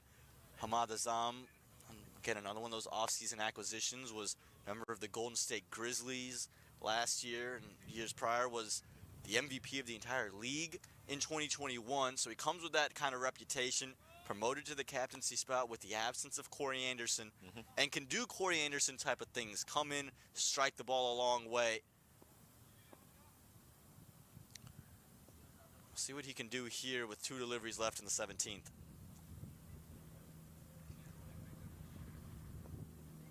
Looking for just that little paddle sweep. Again, we know that Khaled's attacking that offside wide line.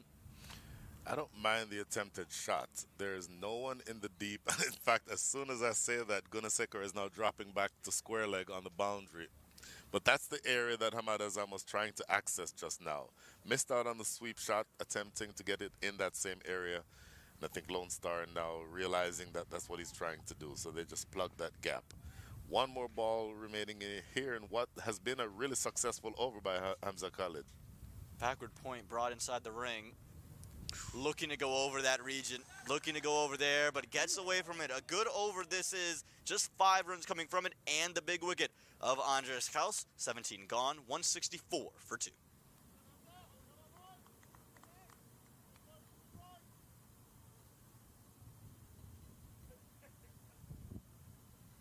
आ गया है Lakshmi basmati rice को घर लाने का। Lakshmi extra long basmati rice. इसका हर दाना हो इतना लंबा, पकते हुए महके और प्लेट पे क्या खूब खिले। हाँ, मेरे घर लाने का।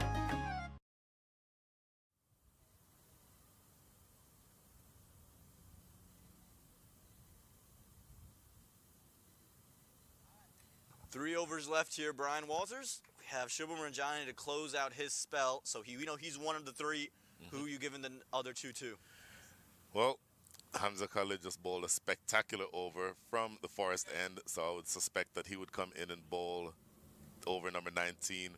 And then there's one over left by Pawan Suyal, so I'd suspect that he'd come out to bowl over number 20.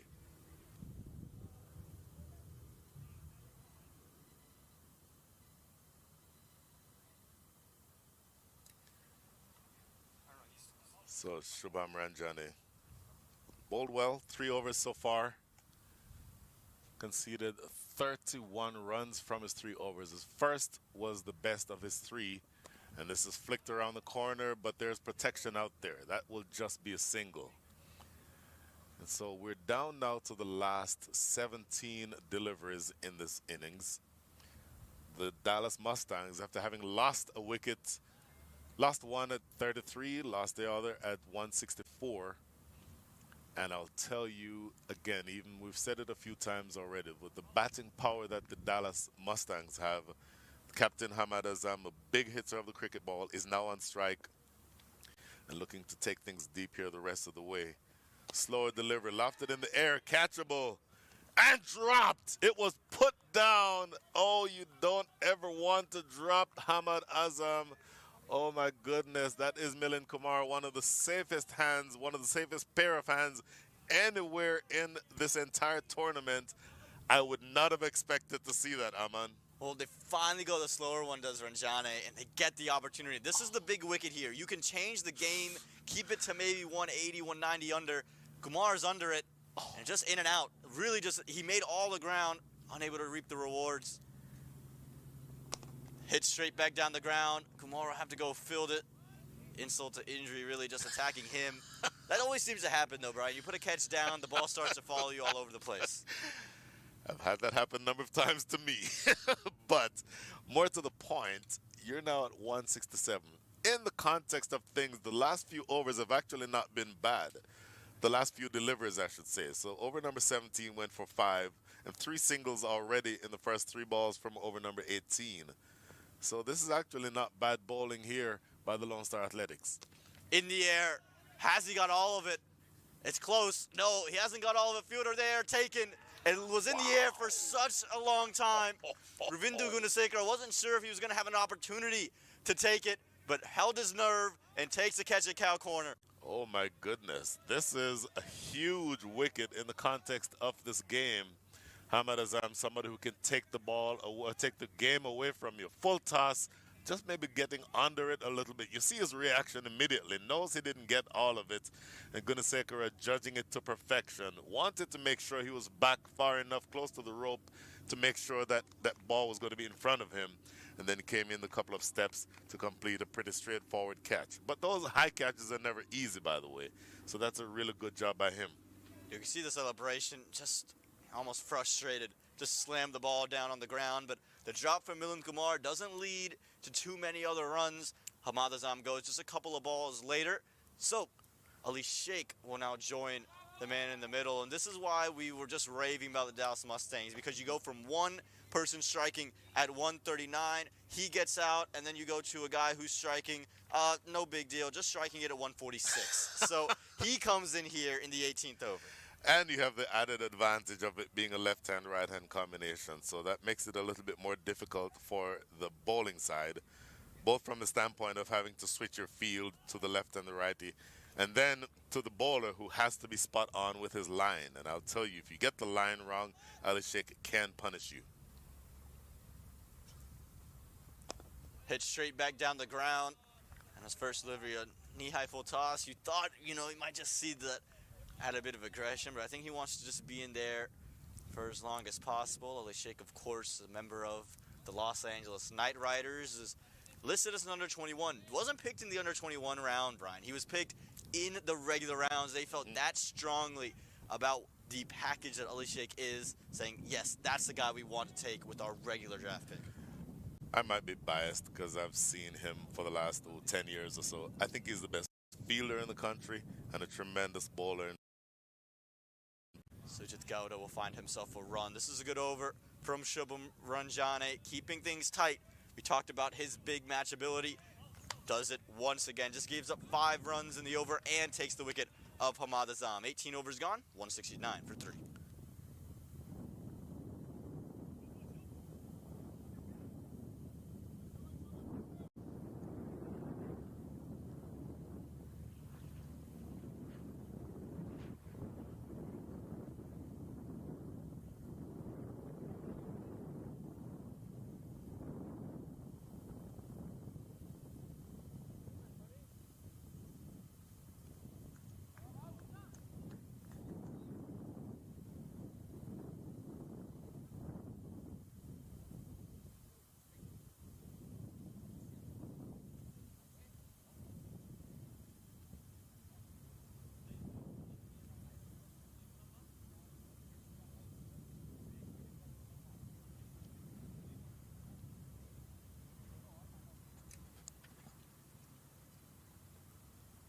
Hamza Khalid's got ball in hand.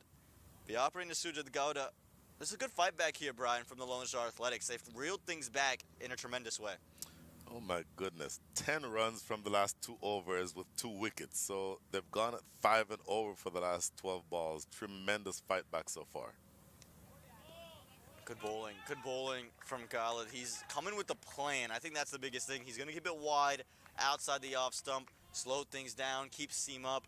And he's just daring the batters to go and wipe across the line if they want to score. This one, I think, is just inside the wide line. Umpire Billy Taylor having a good look, but then deciding that it was just inside that line. A good, absolutely brilliant start to the over. It has to be said, you have to close this over out in a way that doesn't leak runs. In the air, hasn't timed it. Fielder running in, but won't get there. Sweep recover. No second run on offer, but it looked just like he got off to a sluggish start there. Maybe thought it was going to get to him, but just 1 run in the end. Well, I think you're being a little harsh on lax. Had it been maybe an Olympic level sprinter, maybe they could have gotten there. But off the bat, that one always seemed like it was going to land in no man's land. Interestingly, now they've brought Lax back into the circle. He was back on the boundary, that ball. Oh, then again, it's for the left-hander, so that's the switch in the field. Interesting matchup here for 2 of the younger stars here in Texas. Hamza Khalid versus Ali Sheikh. Ali Sheikh is going to want to score. I'm thinking he's eyeing that gap with the left arm or the right arm over angle to the left-hander. I'm thinking he's looking toward that gap at extra cover. Gotta make sure your length is all right. You know he's probably gonna attack the wide line. Don't want to give anything in terms of the length. This one's cut really well. It's gonna be 4. He's just pounced on it again. He pulled that length back and able to place it in between deep backward point and sweep recover. So the length is what the issue was that time for Hamza Khalid. The line was outside where he wanted it. I don't mind him bowling that line. In fact, that line is probably preferable at this stage of the innings. But the length allowed for the cut shot to be unfurled by Ali Sheikh. He gets his first boundary. And again, this is the danger of the Dallas Mustangs. They can just hurt you with so many different options, so many different flavors of batters too. It's not just your big wipes across the line. You have guys who like width, guys who like it straight and like to go straight back down the ground. And it just as a bowler can confuse you. In the left-right hand combination, that's also something you're going to talk about here. Bowling a Sujit Gowda is one thing, then having to bowl to left-handed Ali Sheikh, it's another, and that's why the captain's going to have a word with Khalid. That's interesting. So that conversation, I think, sounds something like this. Hey, look, I've set the field for you to give me a full ball just inside the wide line. Please bowl that line and that length. So 3 deliveries remaining. I mentioned that he was going to have to close this over out strongly. this is the stage of the over where you can go one of two directions. Bowl a couple of good dot balls or a couple of singles from here, then you accept that as the captain. But boundaries from here certainly hurts you. And so it's going to be very, very important for Hamza Khalid to truly deliver exactly the type of bowling that the captain would want from him. And again, we mentioned he took the pace off a couple of overs ago, and then in this occasion started out going full and just inside the wide line. I don't mind that type of delivery here, but you cannot have those errors where you land the ball too short, because then you get taken for runs. And I think just talk about the ball, which ball's being brought in. Is that one had maybe just run off into the bushes if it's still good to use? But you mentioned it. How do you come back after what you've just seen from Ali Sheikh? It's just the length. I think the line was fine on that delivery. If you want to attack the wide line, that's fine. Just can't give him that type of opportunity to free his hands to the line. Keep it full. Bowled him. This time goes full, goes straight, and just gets in through Ali Sheikh, who can't quite believe what it's done. And a 4 and an out for Ali Sheikh. Full. So that's the length we were talking about. You have to be on the fuller side. Changes the idea here, though. Changes the plan and goes at the stumps. And full and straight, right targeting the base of middle stump. Ali Sheikh is not going to want to see that one on the replay, but that's a good comeback by Hamza Khalid. Good comeback indeed. And now not only is he taking Andres House, he's taken Ali Sheikh to bring up the 4th wicket. Again, you mentioned it, full, straight, angled in, and just swung all around it. Ali Sheikh trying to access mid-wicket.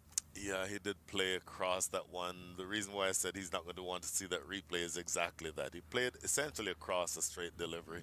And once again, full and straight. Maybe he was expecting for that ball to still be outside the line of off. And look, we mentioned the batting depth. Somebody who, walking to the wicket, you might not think is a slogger or a big hitter, but has had tremendous success in the recent past, batting down the lineup at this stage of the innings. Nash Kenjige, who's obviously played for a very long time, represented the U.S. for a number of years, and is known more with the ball as a wily left-arm spinner, but as an attacking right-handed batter, is actually somebody who can really get the job done at the end of the innings. He's really revolutionized his game in recent years. Really struggled with the bat. Was not someone, really was sent 10, 11. But then is, in a country that's filled with left arm spin, knew he had to add that variation to his game. And now you see the switch hits and the more confident strokes can innovate. And that's why he's such a hot commodity, not only for the U.S. team, but think about MI New York in Major League Cricket. Also being brought up into the ILT20. So this is a guy who's made a name for himself, and it's because of his all-around abilities. And, he ends up being the 6th highest run scorer for the Dallas Mustangs this season. And so we'll see what he can do with these final couple of deliveries, final 8 deliveries to go. But take nothing away from Hamza Khalid. He's bowled really well in his final 2 overs. Oh, my goodness, yes. So what a comeback. Hamza Khalid and, by extension, the Lone Star Athletics have really done well in the last 3 overs.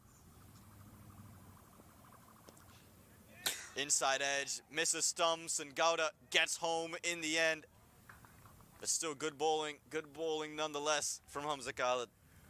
Oh, tremendous bowling. 6 runs already in the 19th over with 1 ball remaining. So I said earlier on, how do you close this over out? If you go for boundaries, then it becomes a bad over. But if you hold your nerve and just deliver just either dot balls or singles, well, he's done exactly that, Hamza Khalid. And not only has he had 1 dot ball in a single, but that dot ball is where he took a wicket.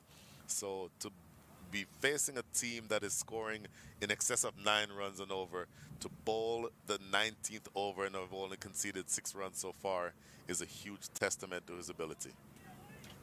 What I'm liking right now from Khalid is the smile on his face. He doesn't seem to be taking it too seriously. The pressure's not getting to him. He's just going out there and executing. And when you can execute with that kind of free mind, that's when you have the best results.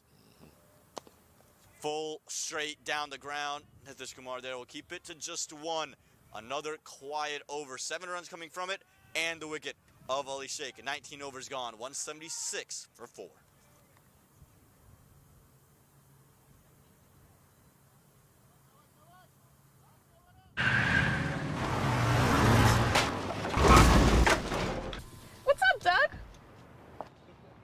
What got into you? At Sunoco, we know how to fuel peak performance. Fuel your best.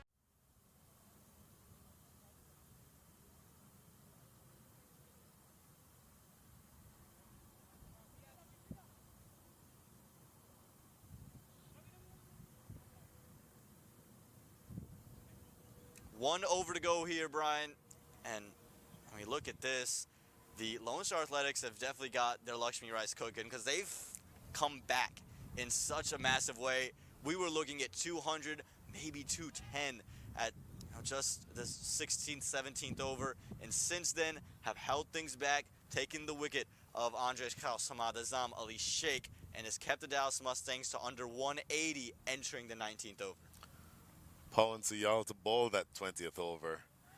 And so his figures so far, 3 overs, 1 for 32. And of course, that one was the brutal delivery earlier in the match to dismiss Nauman Anwar to take the first wicket. He's now going to be looking to either bowl full and straight, meaning Yorker length, and from over the wicket, left arm, I'm thinking that's what he's going to be looking at, or maybe looking to bowl that ball just inside the wide line outside off stump. Gets in the block hole straight away. Bit of bat involved. It'll just be one, but good start from Pawan Suyal, giving leg buys as well. So maybe just headed down the leg side. But you know, this is what you knew he was going to do. Full, straight. Can he execute with great consistency? Because we've seen if you miss it, Gowda's going to help himself to forward straight back down the ground. And if he misses, he needs to miss on the fuller side as opposed to the shorter side. It's more difficult to hit a low full toss than it is to hit a ball that's in the slot. And so if you miss, you have to miss, meaning trying to get it too full. And that's the preference from this stage. You don't mind a ball that's too full at this stage of the innings. Pushed into the offside. Good here from Pawan Suyal. Thought of too late, but Gowda probably wants to see the majority of the strike through. But if you're the Lone Star Athletics and you can get out this over, say at 185-ish, I think you've said we've done really well to get back at the match, and you head into the second innings with momentum, which is something I think is not talked about enough when it comes to T20 cricket. And you'd be, not only would you have the momentum, but then you're batting in the portion of the game where batting becomes easier, because the pitch is now easier to bat on. So that would be a huge advantage for you if you're Lone Star. This one pushed into the onside again. No boundary on offer. Nosh is quick. Don't worry about that. And Sujit Gowda will get back as well. You know Nosh Kinjige is going to come back the entire way through. But good work from Gowda to have the recognition to get himself back to the striker's end. So 180. We were projecting. Okay, I'll not put you in this. I was projecting somewhere around 210, 215. So you can easily make the argument that they pull things back by 25 or 30 runs. So we'll see how well he closes out here. But he's bowled really well so far, Pawan Suyal. Now bowling to Sujit Gowda. Hit down the ground, but fielder in place. Keeps it to just one. It's a bold call if you're the Lone Star Athletics to have extra cover and mid-off inside the ring if you're going to go full and straight. Doesn't give you much wiggle room for error in terms of your line. And Pawan Suyal is rewarding that decision right now. It is an absolutely bold call because anything outside of off stump is going to be hammered through that offside. And that's exactly what you saw Sujit Gowda try to do there. But a good piece of fielding by Gunasekara at extra cover to prevent that extra run. This one a full toss, and Nosh not looking for it. Smiles back at his partner. Lucks out, you would say. Pawan Suyal, it was quick. He felt Nosh could just get any bit of bat on it. It was going to race to third man. Any bat on that, it would have gone away for runs. So a precious dot ball. So just one ball remaining in the innings. 181 is not an easy chase, but my goodness, you were staring down the barrel of something well over 200. So such a great fight back so far for Lone Star. Here we go, last delivery. It's going to be full. It's going to be straight. Oh, yes. How does Nosh deal with it? Actually pulled the length back on that occasion. They'll get one. As it's hit to backward point, the captain says, we're not throwing it in. We're going to be happy with 182, and they should be because they fought back quite tremendously in these 20 overs because this was an innings that was set for the Mustangs to be at 200 and plenty beyond that. Oh my goodness. The last 5 overs of this innings went for 37 runs. When you were scoring at one point 12 runs and over, the fight back from the Lone Star Athletics is something to behold.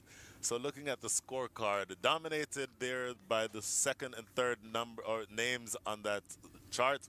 Andreas House 67 from 43. Sujit Gowda ends up not out, 70 from 52. But then some single-digit scores from the ones that you were probably looking to get that acceleration from. Hamad Azam 1, Ali Sheikh 5, Nashkenjige at the end with 3. But 182 is a decent score, but it's much lower than what you would have been targeting if you were the Dallas Mustangs. Yeah, and the Lone Star Athletics, they fought back really well. You take a look at this. Shubham Ranjani was good in his 4 overs for just 36 runs. Pawan Suyal, 4 overs, 37 runs. And then you have Hamza Kala, 2 wickets and 2 big wickets. The pick of the bowlers, you'd say 4 overs, 31 runs. And I thought Hidro Patel snuck in 2 really quiet overs for his 14. Kept him to 182, Brian. This is going to be an enticing second innings because they are playing for this Pacific Conference Super 4. Who's going to get the top spot? This is match 1. Don't go anywhere because when we come back, the Mustangs, they are going to have to defend 183.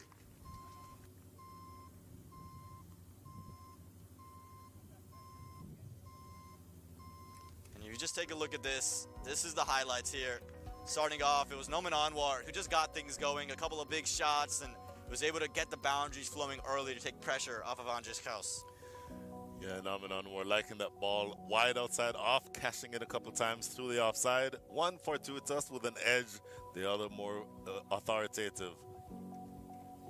There you go, the soft hands there. Just showed off the wide array in which he had, and also had a couple that were just massive. As this one's, he had the wides early, but you saw Pawan Suyal look to be aggressive. It worked against him in that over. Remember, went for about 11 before that first ball was born. This one, the free hit that was sent for 4, but the ball that followed, Brian, that's the ball you might want to remember from this innings.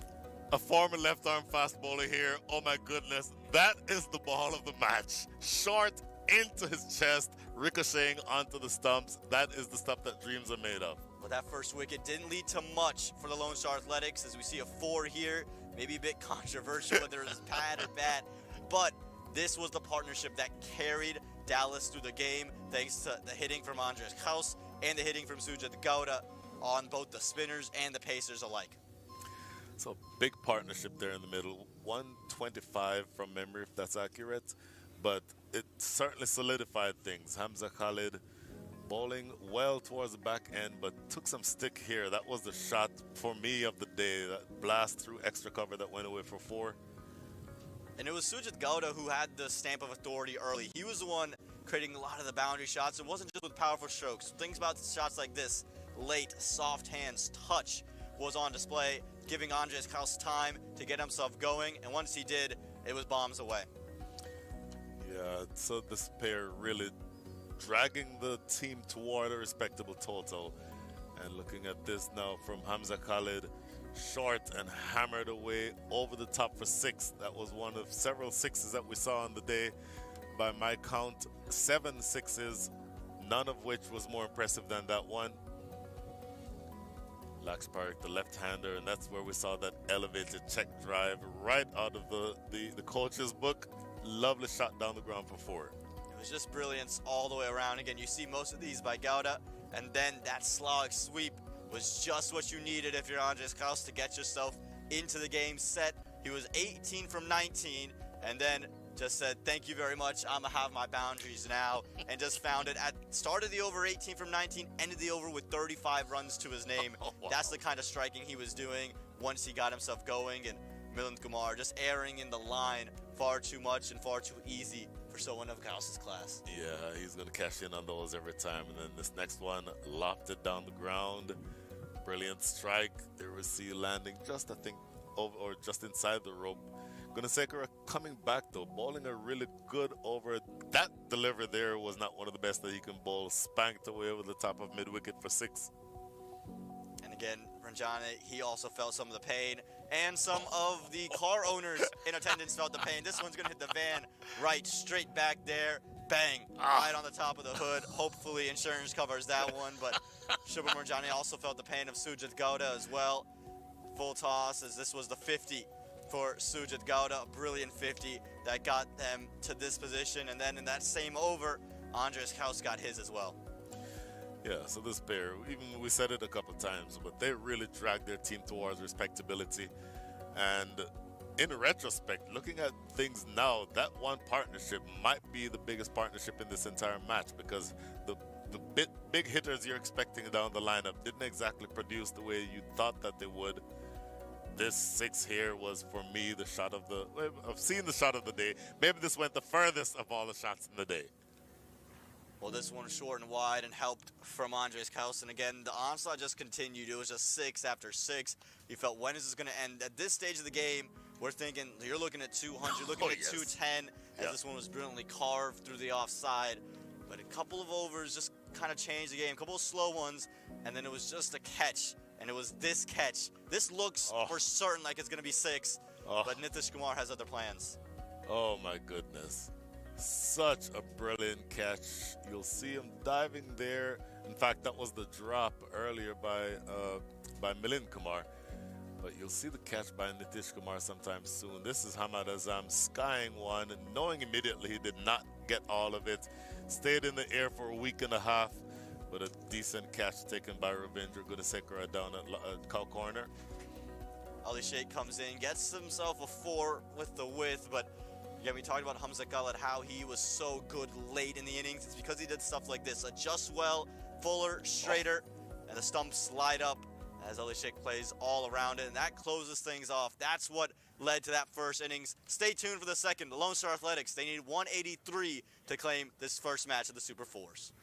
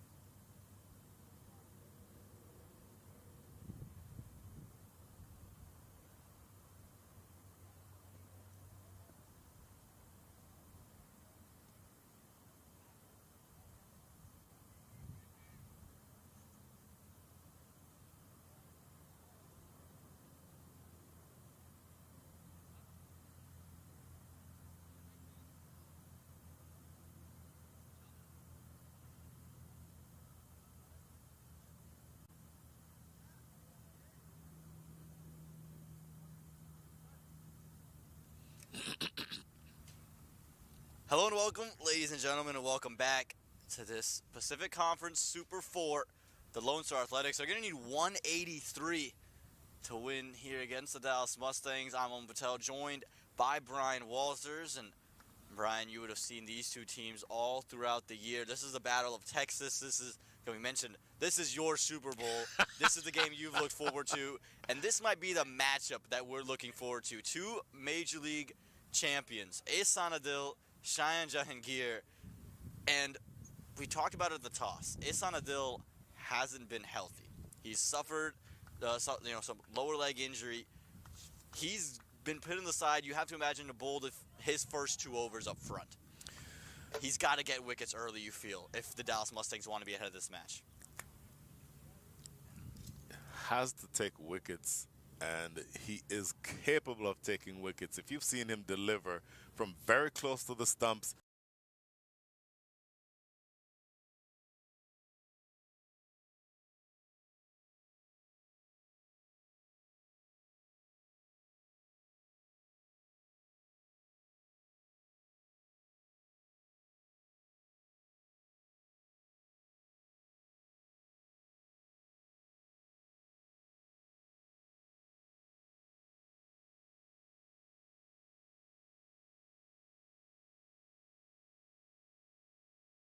yes, there you see his face, just a bit of a grimace. That was a bit of a concern for me. And that first delivery, he delivered probably, it looks like about 80% as compared to how he typically bowls. So certainly one of the talking points the rest of the way is to see how he's able to manage that injury that he's obviously carrying. But he can be a handful. Fuller this time, no run on offer, but you can see it's not 100% here for Ehsan Adil. He's just laboring through the over, but the Dallas Mustangs, you feel, need it. It just takes pressure off of your side when you have your strike bowler able to bowl, and if you can be economical, then it opens the game up for Nash Kenjige and Ali Sheikh and Noman Anwar. We can see with the ball. This is a side with plenty of bowling options. They just need that strike bowler up front. Oh my goodness, yes. So not a bad option if you can rely on somebody who's played international cricket for Pakistan in Ehsan Adil. And it's going to be so important that he's able to bowl a full spell up front. Just went out of half of the bat again. It'll be the first runs for the Lone Star Athletics and Jahangir. And he'll bring out Nitish Kumar onto strike. And again, these two with this side for some time now. And Nitish Kumar, a brilliant catch to dismiss. Andres Kraus is now going to be able to do some damage up top the order, and will have to. Again, we mentioned the depth of the Dallas Mustangs. The Lone Star Athletics, their top 5 is incredibly strong. Nitish Kumar, Cheyenne Jahangir, you have Milind Kumar, Ravindu Gunasekara, and Shubham Ranjane. But from there's a steep fall off in what you expect with the bat in hand.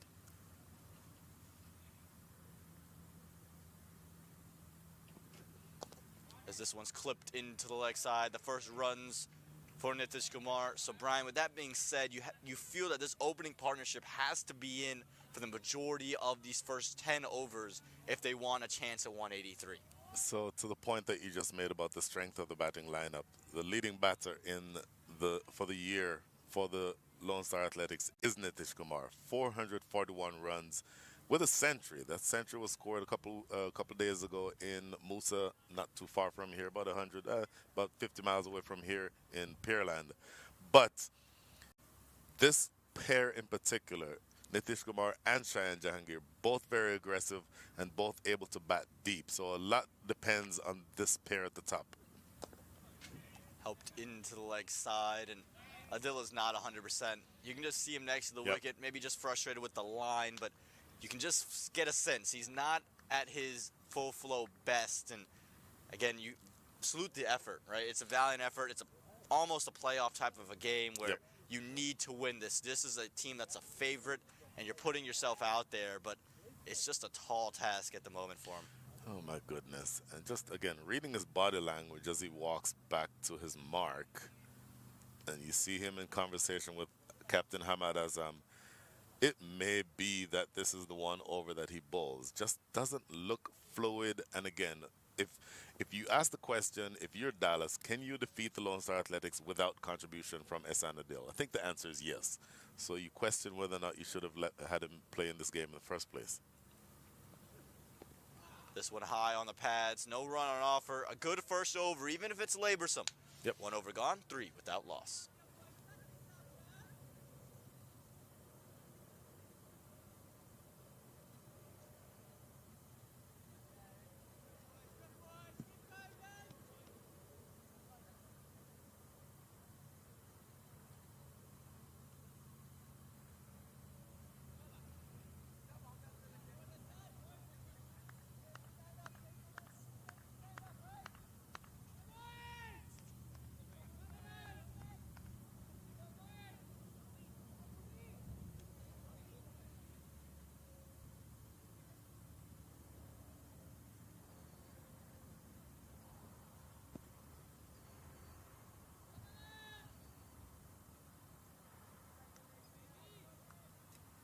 From one strike bowler to the next, it's the left arm seamer, Roman Raiz, in his 8 innings in his introduction to minor league cricket.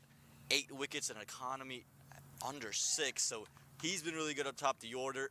He's been given a lot of responsibility, and with Esanadil struggling, you feel that his overs become ever so more important. Oh my goodness, yes. So left arm over the wicket, doesn't have a long run up. His run up is probably half the length of Esanadil's, and is much shorter, much more stockily built. But what he does is bring the ball back into the righties. You see it straight away there, a hint of movement late. A single, and could be some more runs, could be 4 of them as Ali Sheikh gives chase. A real interesting way that's gone to the boundary. A dive from Hamad Azam, the captain. It's ricocheted off of his body and it's just carried away. Really should have been kept to 1. Ends up being a couple. Well, Roman Reyes, as you mentioned, you don't expect with the, let's call it the injury, or at least the under par status of Esanadil, you expect that Roman Reyes would have to pick up the slack from his end. And yes, you bowling over, if you're Esanadil, bowling over where you only conceded 3 runs. But his body language, even looking at him now at short fine leg, just shaking his head. Helped over the top of the offside, in the air, just short of deep third. But I like this from Roman Reyes. And yes, it's not a wicket-taking delivery. It's moving away. It's outside the off stump. But you're getting Jahangir to play in his kind of stride outside the off stump to a ball that could nip back in. So you're just almost begging the question of that bat and pad gap. And I think that's a long play kind of situation with the ball coming back. That's a great point, because that one peels off the outside edge. So in the mind of the batter, you'd think, okay, maybe I didn't middle that one enough. I need to play more, in that direction. And then that opens up the ball that comes back in. Watch those in-swinging deliveries. Very dangerous on those. Pushed into the covers. We'll find 1. This is good from Lone Star. We mentioned that there's a steep drop-off in batting. You mentioned the top 4 batters of this side, all above 200 runs. Shubham Ranjani, 210 runs at number 4. The 5th most productive batter is Gaurav Bajaj with 52 runs on the season. Yep. So that's the kind of drop-off we're talking about. They add Ravindu Gunasekara late into this lineup, but there is that drop-off. So these 2 have to be in there for a good amount of time if they want an opportunity to win this match. So accurate. I'll say more about that after this ball.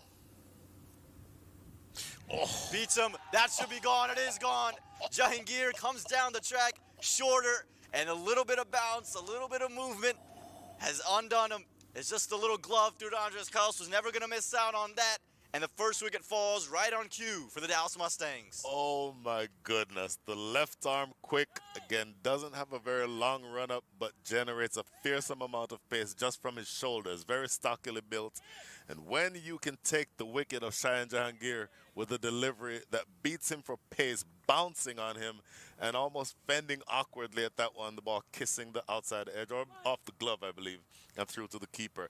That is such a big wicket in the context of this game. So the point that we were making was this pair needed to bat deep, because the lineup, isn't as strong, for example, as that of the Dallas Mustangs.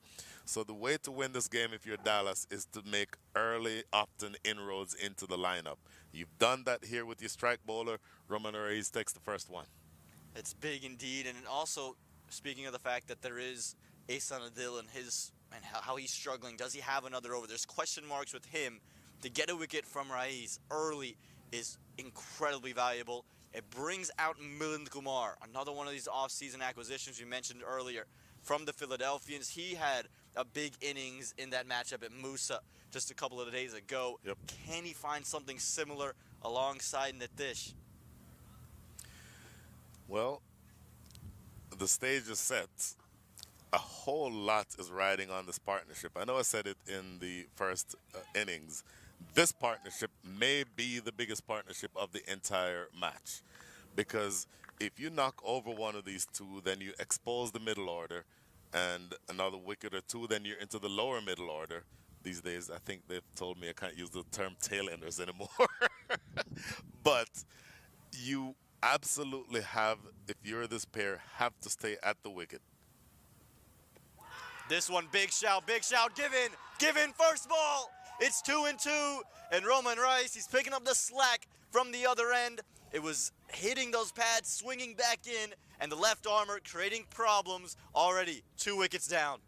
Left arm over the wicket, swinging it into the righty. Didn't exactly see it on that occasion, just from the replay. We'd want to get another look at that. But from that angle, left arm over, gets it to pitch on, maybe middle and leg, and straighten, because it's curling back into the batter. And to get that type of delivery to knock over Milind Kumar first ball, who had a brilliant knock yesterday to see the Lone Star Athletics home over the Michigan Cricket Stars. This is the type of delivery that makes the match. And so this does exactly what you just said, Aman. Takes the pressure off of an Asan Adil, because now he can relax a little bit more, first of all. And then secondly, even if he's not able to bowl a full spell, you've already done the hard work in knocking over 2 of those top 3. So brilliant start here by Roman Reyes. Exactly what the doctor ordered for the Dallas Mustangs in defending this total. And that man on your screen, his introduction to minor league has been so fruitful for the Dallas Mustangs. And a side that's stacked with the major leaguers, about 8 of them, it's the man who doesn't play major league. It's the man who's new to minor league, who's made all the difference. Speaking of doesn't play major league, new to the side, Ravindu Gunasekara wasn't in minor league in 2022. In 2021 was a member of the Mooresville side, batted up top the order as a left-hander. Now the left-hander has a lot of responsibility here for the Lone Star Athletics. Well, that ball, if it's curling away from the righties, it means it will be curling into the righties. That means it will be curling away from Gunasekara as a lefty. And on the hat-trick ball, you see another slip fielder in position. That's Sujit Gowda at second slip. First slip in position is Naman Anwar. And the hat-trick ball, in fact, we're bringing Adnan Haroon in from deep third. Do we have 3 slips? Are we going to have 3 slips? In fact, 2 slips and a gully and a backward point. So full attack here by Captain Hamad Azam as Roman Reyes gets the ball, a hat-trick ball. Brian, I bet it's going to be swinging away from the left-hander. That's what I would think. Double bluffs him, went for the blockable Yorker. Well dug out by Gunasekara, but what a second over it is for the Dallas Mustangs. 2 gone, 7 for 2.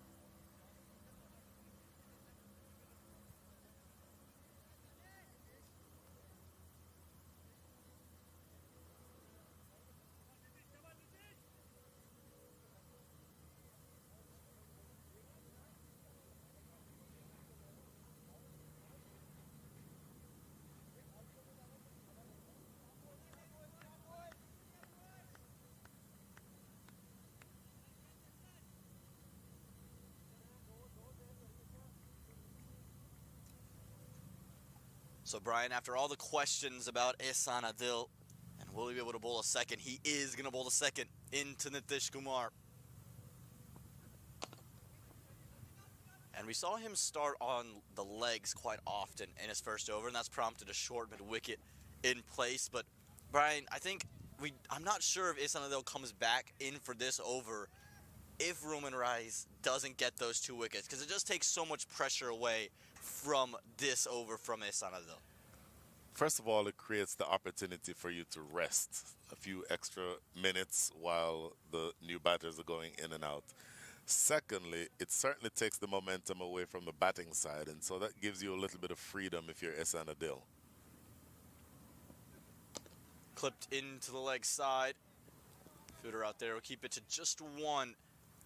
And again, you can just see on Ehsan Adil is smiling now. He's laughing with Nitish Kumar, but he's just not at his ever best. And when he's at his ever best, it's just a different animal.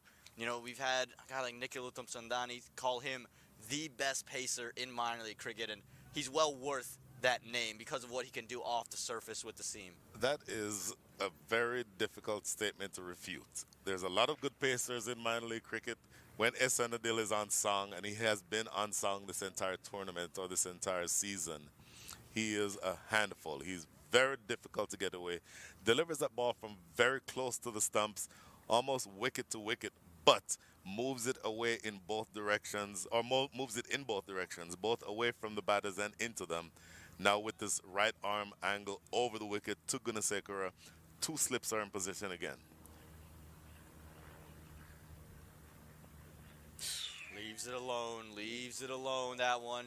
You can see Andres House with an athletic stop there because the ball just dies on him, and it's not anything to do with the surface. Surface has been great. Yep. It's just because Ehsan Adil, you can see, not able to put everything behind every single delivery.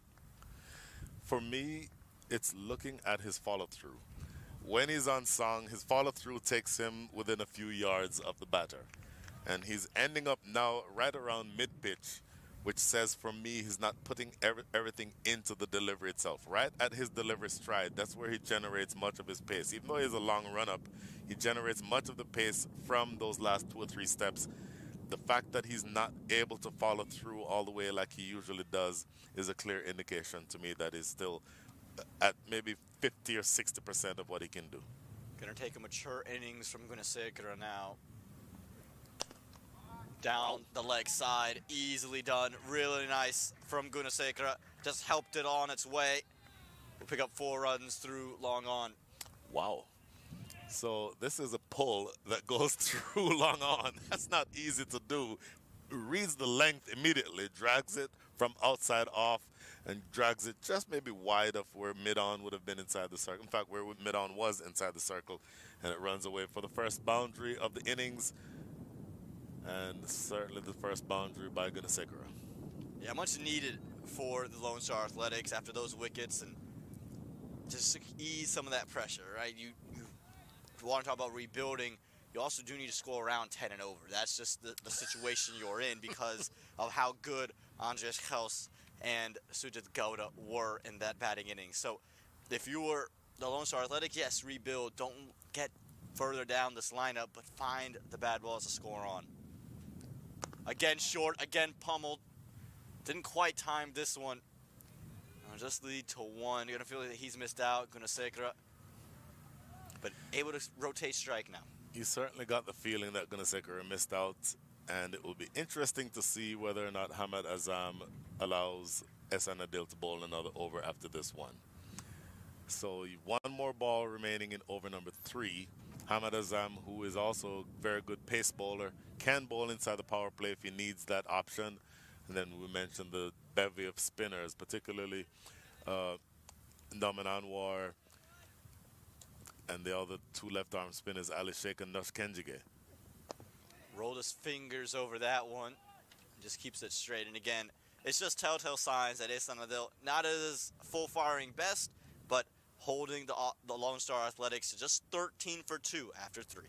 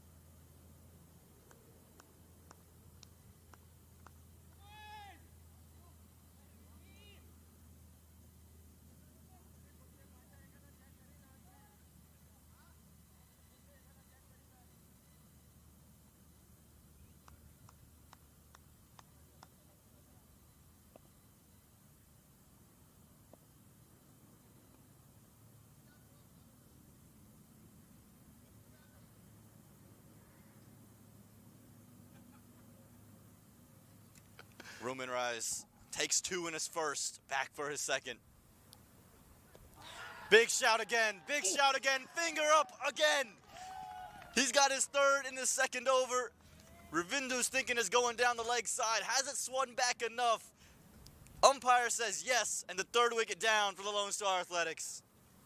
Umpire Billy Taylor taking a good look and then deciding that this is hitting. I would really want to see that again, but he certainly thought about it long enough. As an umpire, what you're wanting to do is convince yourself of where the ball is heading. This is swinging again. He's swinging it away from the lefty.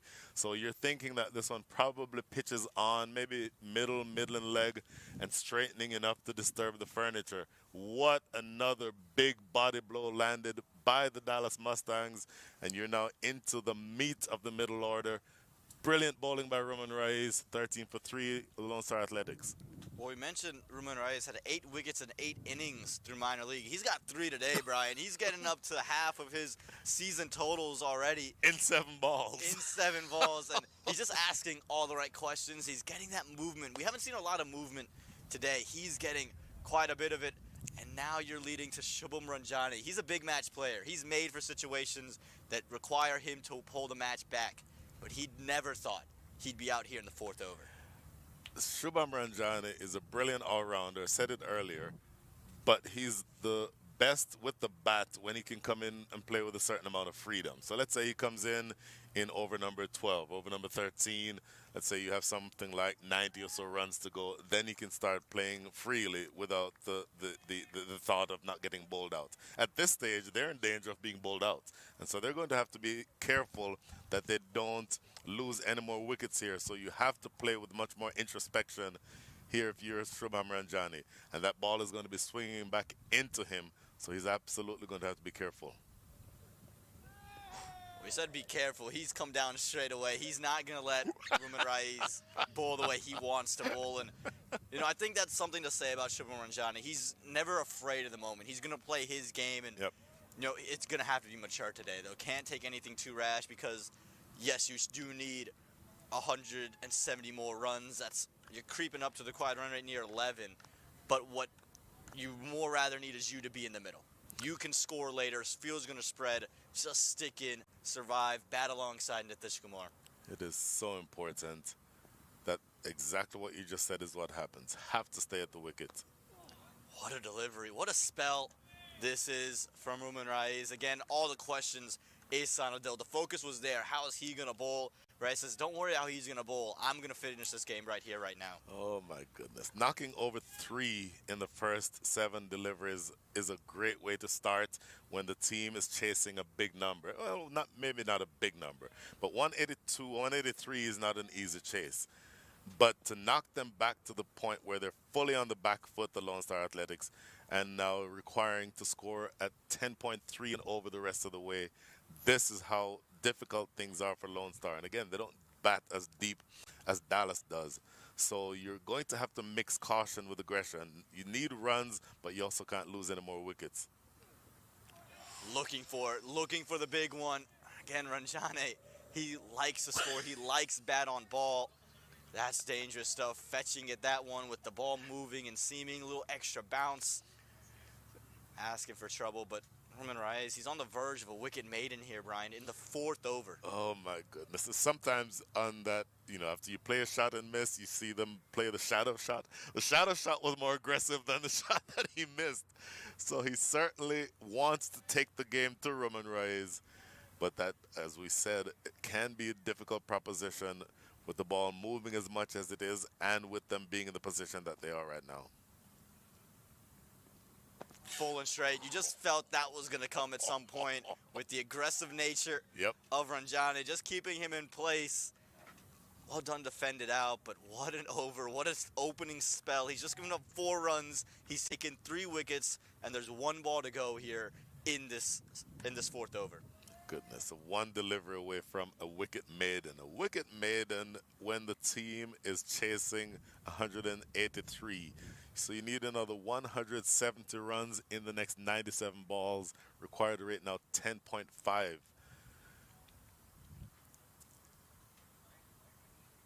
And watch that fielder short mid-wicket. I think he's going to come into play sometime soon.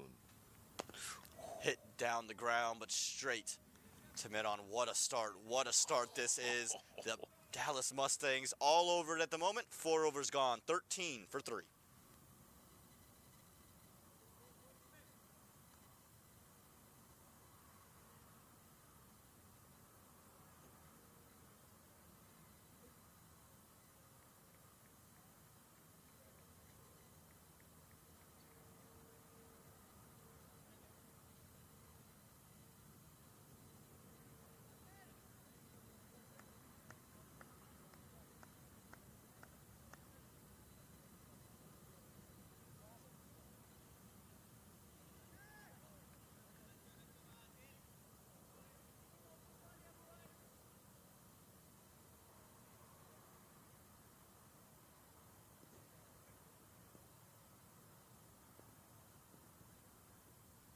Ihsan Adil in for the third. Big swing and a miss. And Brian, we were just thinking maybe 2 overs and wraps for Ihsan Adil. But with the pressure the way it is, maybe you do just close out Ihsan Adil. Finish him here. You've snuck his 4 overs in while there's pressure. And then you can get to the rest of the bowlers. That certainly would be the justification for him still bowling. Honestly, I thought he was done after his first over. The pressure obviously taken off of him by the brilliance of Roman Reis. But maybe part of the conversation is, okay, let's see. You say you're 50%, but you say you can give it a go. Well, let's see if you can give it a go. And if you're able to prove that you can, then maybe that bodes well for the next match. Swing and a miss. That's the Ihsan Adil that we remember on a length, a little nip away. But Brian, you also bring up an interesting point. The next match, they do have another match to play. There's 2 more matches to play. And so that begs the question, well, do you need him to bowl this third over here? Do you need him to overexert himself and risk further injury? And then Sunday, if you qualified then, can he bowl there? I think there's a lot of questions in terms of back of his right leg. Don't want to see this. Excuse me, make it the left leg. Don't want to see this. Oh, absolutely hate to see any athlete get injured. The ramifications for the team are one thing, but you absolutely hate to see anybody get injured. And I think you're exactly right. That might, and neither of us is a medical professional. Let's get that out there. But that did appear to be him grabbing the back of his leg. That would have been an indicative of a hamstring injury. And you see a bit of stretching going on there. You don't want to ever see that happen. In the context of this game, it may not mean a whole lot. You can get a substitute fielder in. Sujit Gowda is, I'd call him maybe a second or third change type of bowler. So you're not expecting much out of him with the ball. But the ramifications. आ गया है Lakshmi basmati rice को घर लाने का। Lakshmi extra long basmati rice. इसका हर दाना हो इतना लंबा, पकते हुए महके और प्लेट पे क्या खूब खिले। हाँ, मेरे घर लाने का। In the ground, and that's what's kept him on the floor. Again, real tough to see. Such a great player, major leaguer, and is such a valuable person to this Mustang side. Yes, please. Get an update here. Again, just gonna hope he's all right.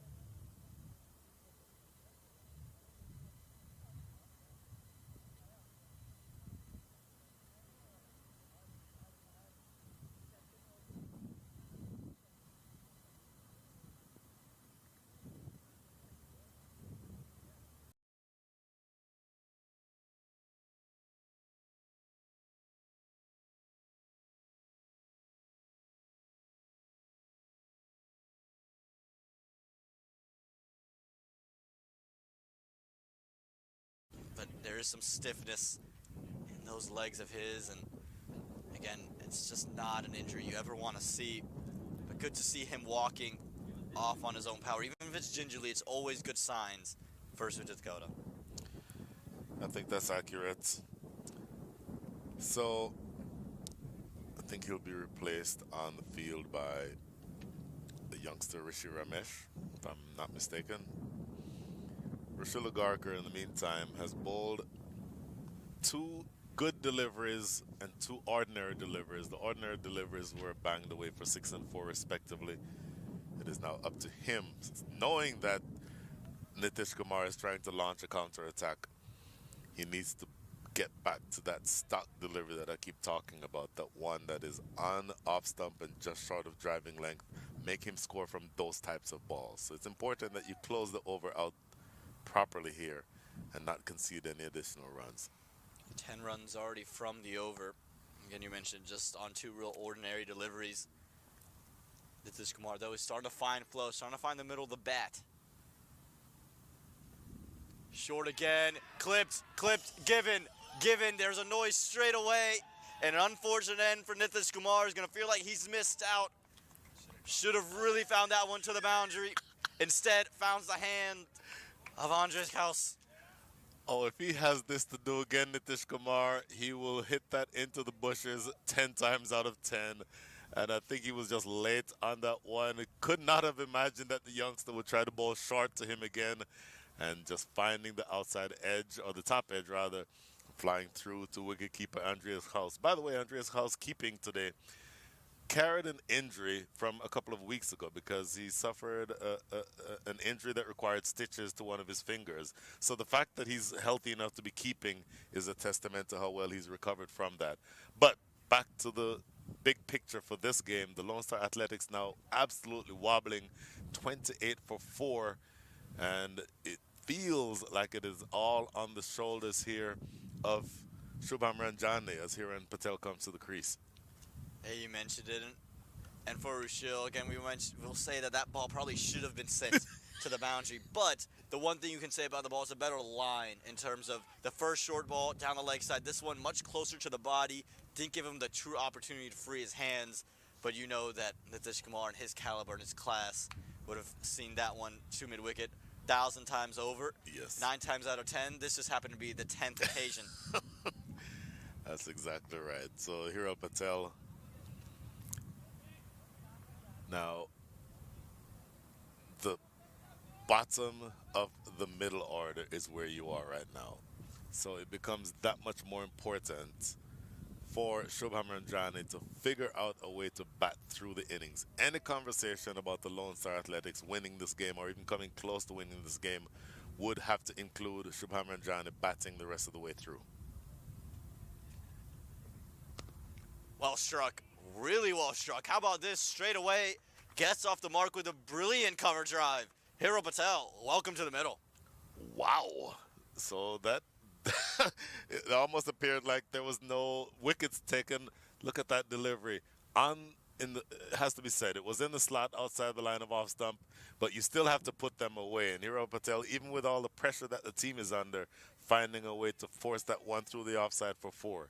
End of 6, power play is done, 32 for 4.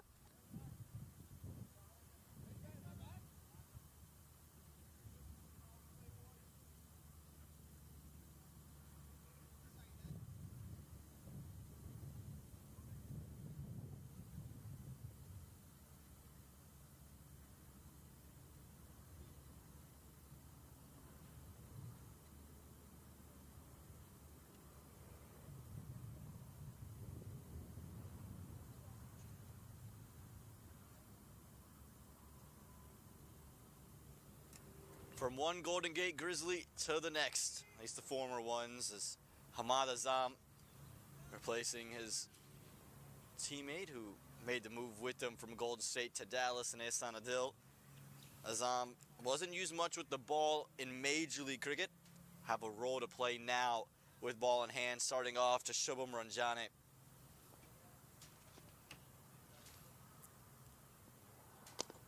Just helped into the leg side. Quite an opposite battle that was, Brian, in terms of the Major League and what they were used for. Hamad Azam was seen purely as a bat by MI New York. Shubham Ranjane seen purely as a bat by the Seattle Orcas. So both of whom didn't really get to bowl in Major League, but did so today. Now we're going to see Hero Patel had that flourishing cover drive to get himself off the mark. And let's see if 13 can be lucky for the Lone Star Athletics. Oh, well played, sir.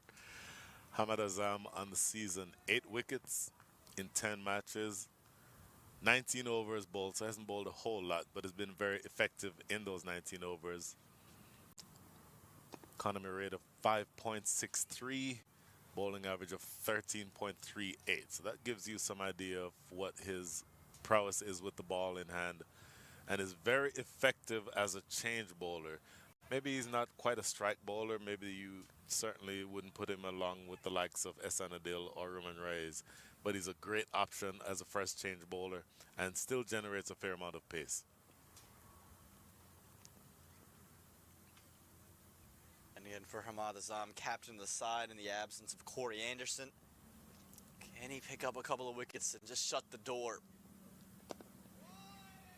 And this is going to be an interesting battle here for the Lone Star Athletics, because winning this game feels so far out of the question. It's still doable, still possible, but this is a situation where net run rate can also play a factor, because we go to that table and whoever's at the top of the table, if there is a washout or if games get really close and certain things happen, you want to give yourself a chance with net run rate to where if it comes to a tiebreaker, you can get up top. I don't foresee the top spot being decided by net run rate, but you never want to leave that possibility out. Yep. Slower ball, run down to third man. So in the context of this game, as to whether or not the Lone Star Athletics have a chance of winning, they're currently scoring at the rate of 5.1 and over. They need to score from here 11.18 and over. Essentially, they need to double their scoring rate and be able to do that with 4 wickets down. And we mentioned how top heavy they are. It feels like it's less and less likely. Tucked into the leg side, calls for 2. They want it.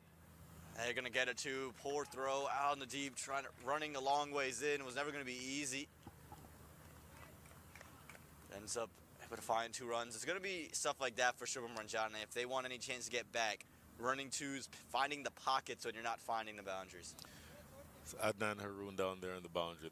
We've not called his name yet as a potential bowling option, but he's a quality leg spinner, turning the ball away from the righties and has an excellent googly. So at some point, I would imagine they'd also go to him as an option as well. Down the leg side, just away from Andres Kels. We'll see if the umpire signals leg buys or what is that bat? No, all off the legs to close out the 7th over. 37 for 4.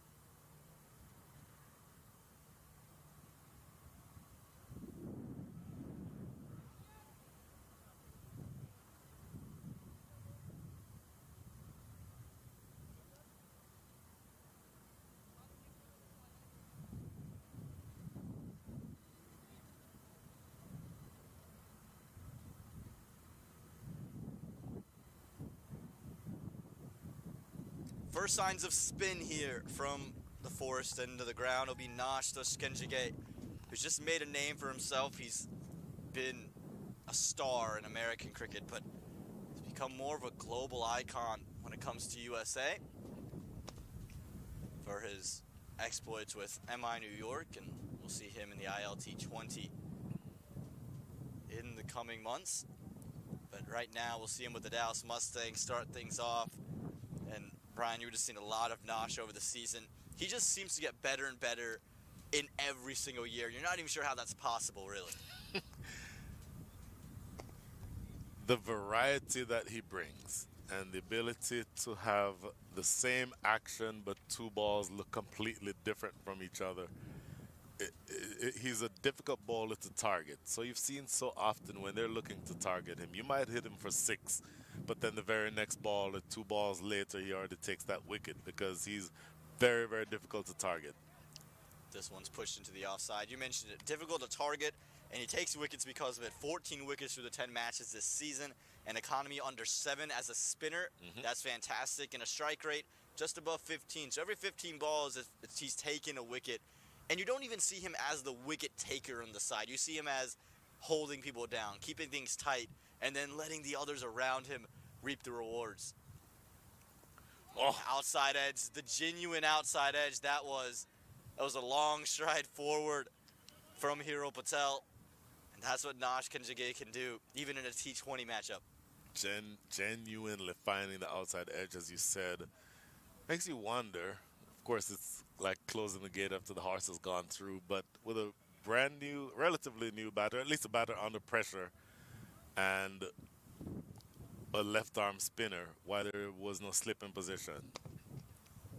Pulled into the leg side. Fielder will come around to keep it to 1, but yeah, I feel like the Mustangs could be more aggressive if they wanted to. They don't necessarily need to be. I think you're playing more with the fact that they have to score a boundary every over at this point. And stacking the fielders around in that kind of an attitude.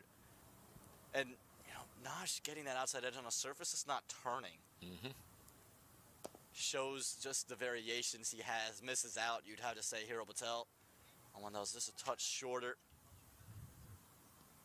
But a quick over, tidy. 6 runs coming from it. 8 overs gone, 43 for 4.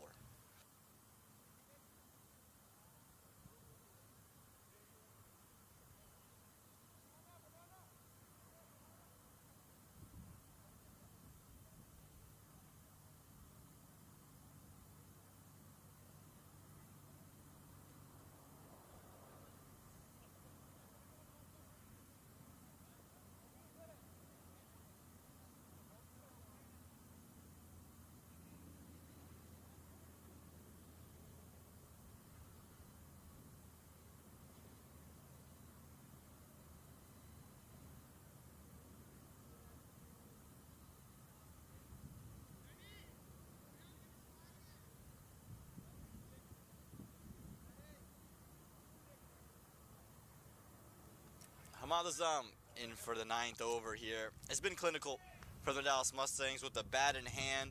Yeah, they were tied down at the end by the Lone Star Athletics, but they haven't let that affect their bowling innings, taking the wickets early and often of a lineup that's not deep, creating a lot of pressure. Look at this. Hero Patel, he's not worried about the pressure. Had the 4 to get off the mark through covers. This time, width on offer, slaps it away. 6 runs over backwards point. Oh my goodness. So Hamad Azam committing the cardinal error of being too wide. And we see here just Hero Patel staying leg side to make sure he gets enough leverage to play the elevated cut. And it goes away over the top of backward point for 6. So even though you are down and you're struggling, a bad ball is a bad ball and you have to cash in on it because you still need to be able to score runs. And I like that approach being taken here by Hero Patel.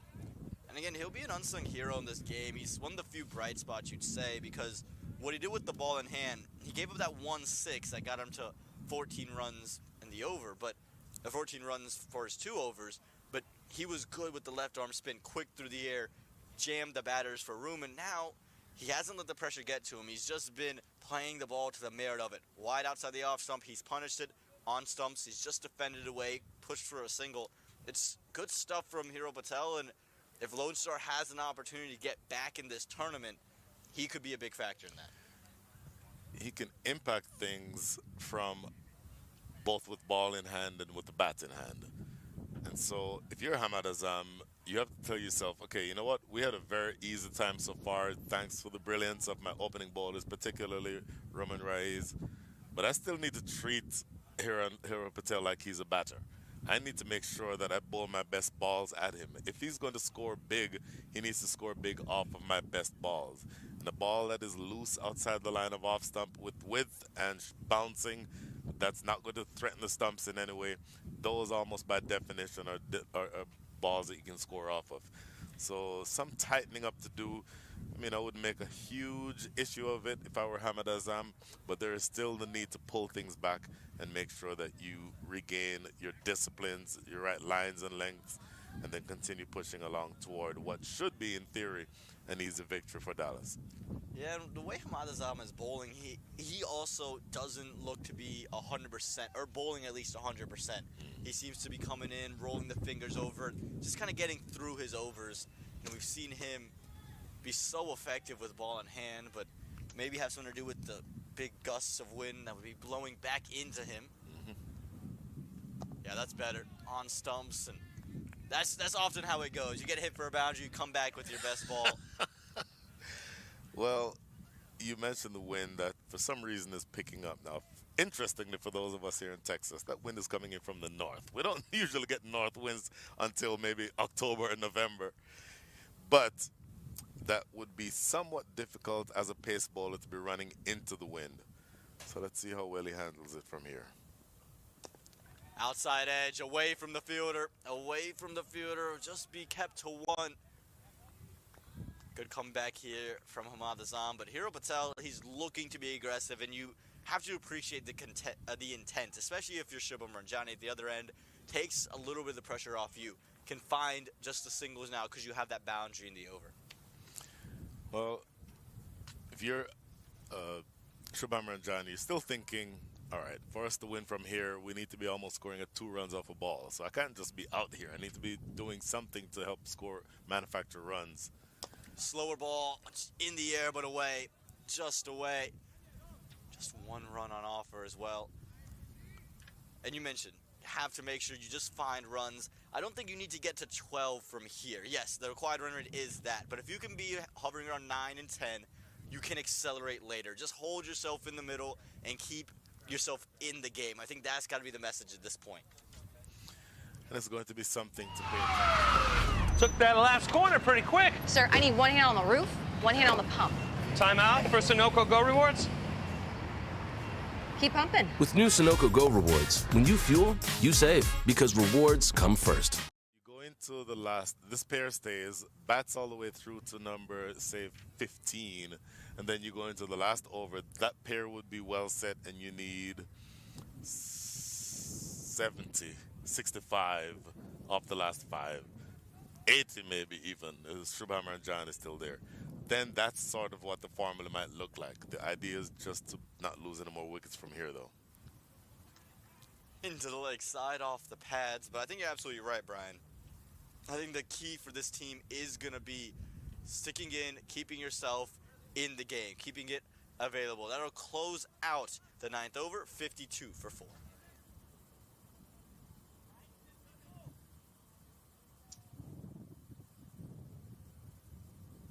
वक्त आ गया है Lakshmi basmati rice को घर लाने का। Lakshmi extra long basmati rice. इसका हर दाना हो इतना लंबा, पकते हुए महके और प्लेट पे क्या खूब खिले।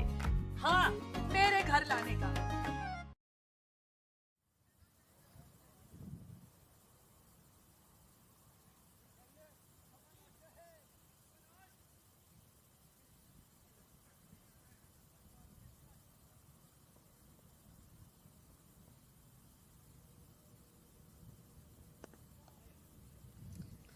Back in with spin, and just a single out there. Nash Kenjige, very quick through his overs, economical as well. Just give up 6 in his first. You know, just looking to keep things tight. And if you can take a wicket, it's a bonus at this point. Especially this wicket. Shubham Ranjani is the prize that the Mustangs are looking for. Into the leg side. Fielder's got some work to do. Does it well. Keep it to 2 runs, but this is why Ranjani is going to be the key to me.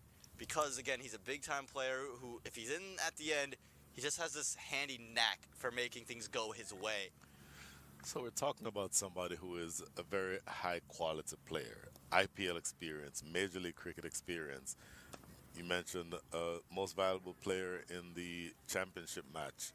So that's the caliber of player we're talking about. So you still sort of give yourself, if we had a win predictor, it probably is definitely in favor of Dallas. But with Shubham Ranjan is still at the wicket, you'd have to think that there is still a chance. So that's why his wicket is going to be so important. Look at this from Nosh Kenjigate. This is why he's such an asset. Yep. It's been pushed to short mid-wicket position. He's run all the way over as a left-hander, turns around, has to throw falling away, and right over the top of the leg stump to keep Hero Patel safe. Inside edge, misses the stumps. Lucky, he slows it down for the first time, really, and it just prompted that false shot from Patel. Interestingly, and I just noticed this because I was just sure for all money he'd be off the field. Esanadilis fielded that short fine leg. So maybe it's just a matter of saying, look, let's just make sure that I'm healthy enough to get through an entire match. Into the leg side again, work to be done again. This time, can't do it.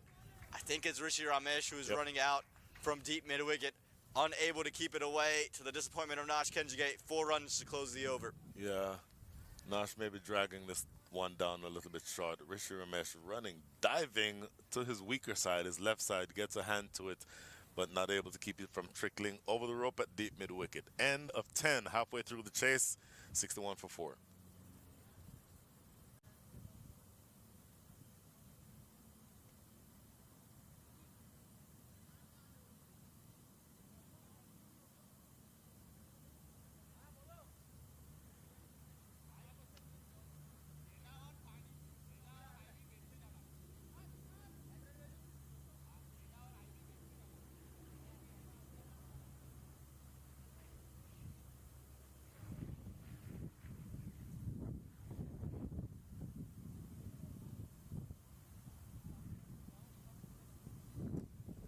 So, Aman, we had the conversation about when Rashil Ugarkar bowled that you'd have to target him. Okay, we need to attack that person.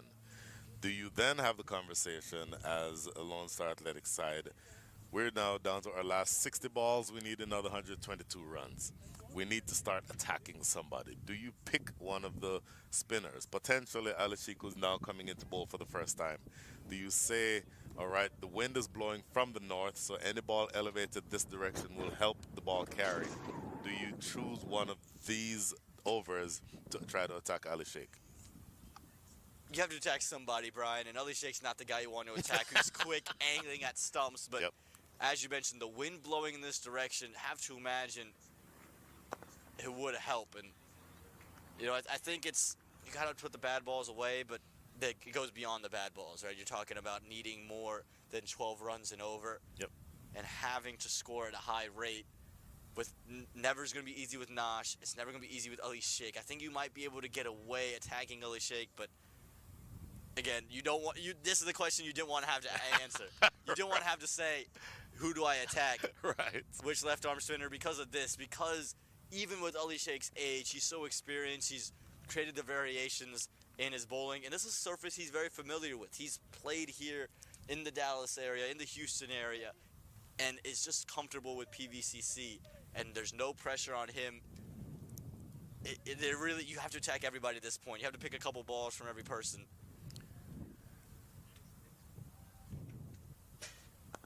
Again, it's not easy to attack. How do you play this one?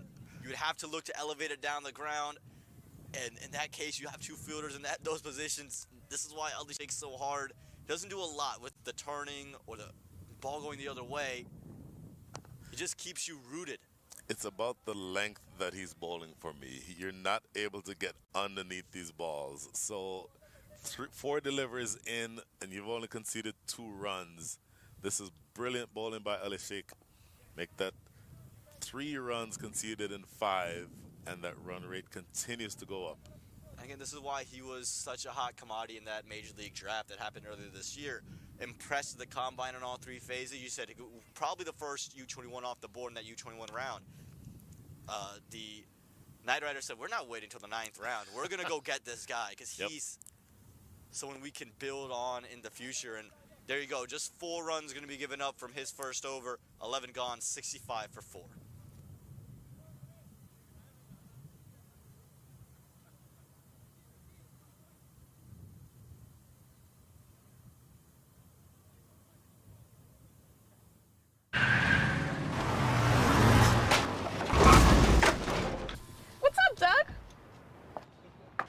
What got into you? At Sunoco, we know how to fuel peak performance. Fuel your best.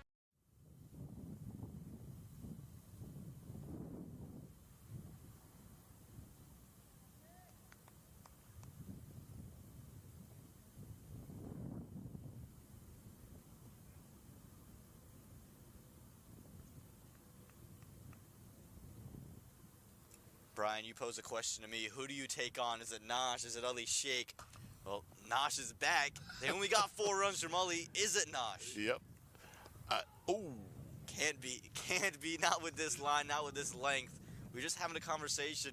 These are the 2 bowlers you probably would least want to attack in this lineup. They're both intelligent bowlers. They're both thinking bowlers. They have the added variety of being left-arm spinners, orthodox spinners. So genuinely difficult to attack. And so all you're able to do now really is just pick up singles. That's a good sliding stop in the outfield. Brilliant, brilliant work. Oh, that ricochet is going to cause an extra run. But the bigger point is that each of these bowlers who is in the attack right now is very difficult to score off of. And that run rate, required rate, now north of 13 runs and over. So you know that it's going to be difficult from here. And it just keeps getting more and more difficult. Well, there's a wide. It's a gift. On that previous delivery, Brian, Ali Sheikh was apologizing because he threw it too hard from the deep. It just kind of carried up on Andres Helson. How often do you see that? You talked about Gudar Patel. He's another one with a huge shoulder. As this one's pummeled into the leg side. Very nearly awkward. Awkward for Rishi Ramesh there. Overran it, spun back on him. Ends up being 4 more. And finding a boundary, much needed one. Oh, you absolutely need boundaries. You need them in bunches. And you mentioned with Ali Sheikh, who, if you ever want to see where the expectation is that the big shots are going to be played, look to see where Ali Sheikh is fielding. Because he's always going to be in what you'd call the hot corner, in baseball term. And in this case, he's at deep mid-wicket, so you're expecting the ball to go in that direction. Maybe a bit of a drag down by Nosh and not quite getting it right. Let's see what he does this next one. Fuller and pushed down the ground. Will be 1 out to long off. But again, even eating that 4, it's still just not enough. You need a couple of boundaries in every over. Required run rate above 13. There's no more surviving at 9 runs and over. You need 10, 11 to keep yourself in this game. And it's just not going to be easy against these 2 spinners. And you're just going to wonder who's going to be the first one to get frustrated and make that mistake.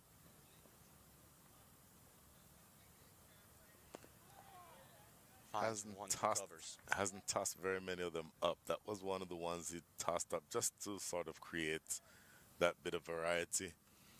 But if you're in the position of needing to attack Nosh Kenjige, that's by definition a recipe for disaster. Last ball, this 12th over. Head on the full, went for the Yorker length, misses it, but just concedes 1 run there. Another good over for the Dallas Mustangs. They're well ahead. 12 overs gone, 75 for 4.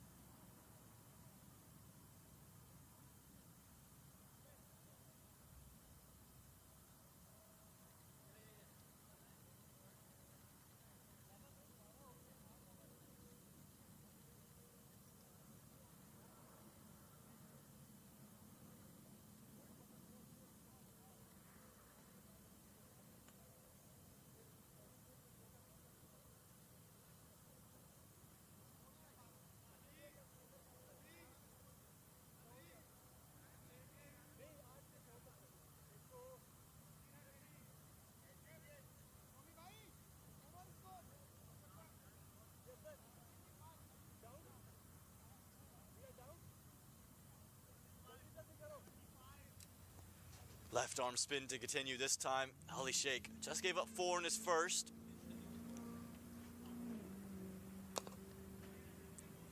Again, it doesn't look like it's going to be easy to take him for runs. It's going to have to be a real innovative stamp of authority. If you want to get a boundary off Ali Sheikh with the lengths which he's bowling, you highlighted that earlier, Brian. Well, once again, big picture, you only have another 47 balls to go, and you still need to score 107 runs. So you're not even halfway there yet in terms of the number of runs that you need to get to. And you're quickly running out of deliveries.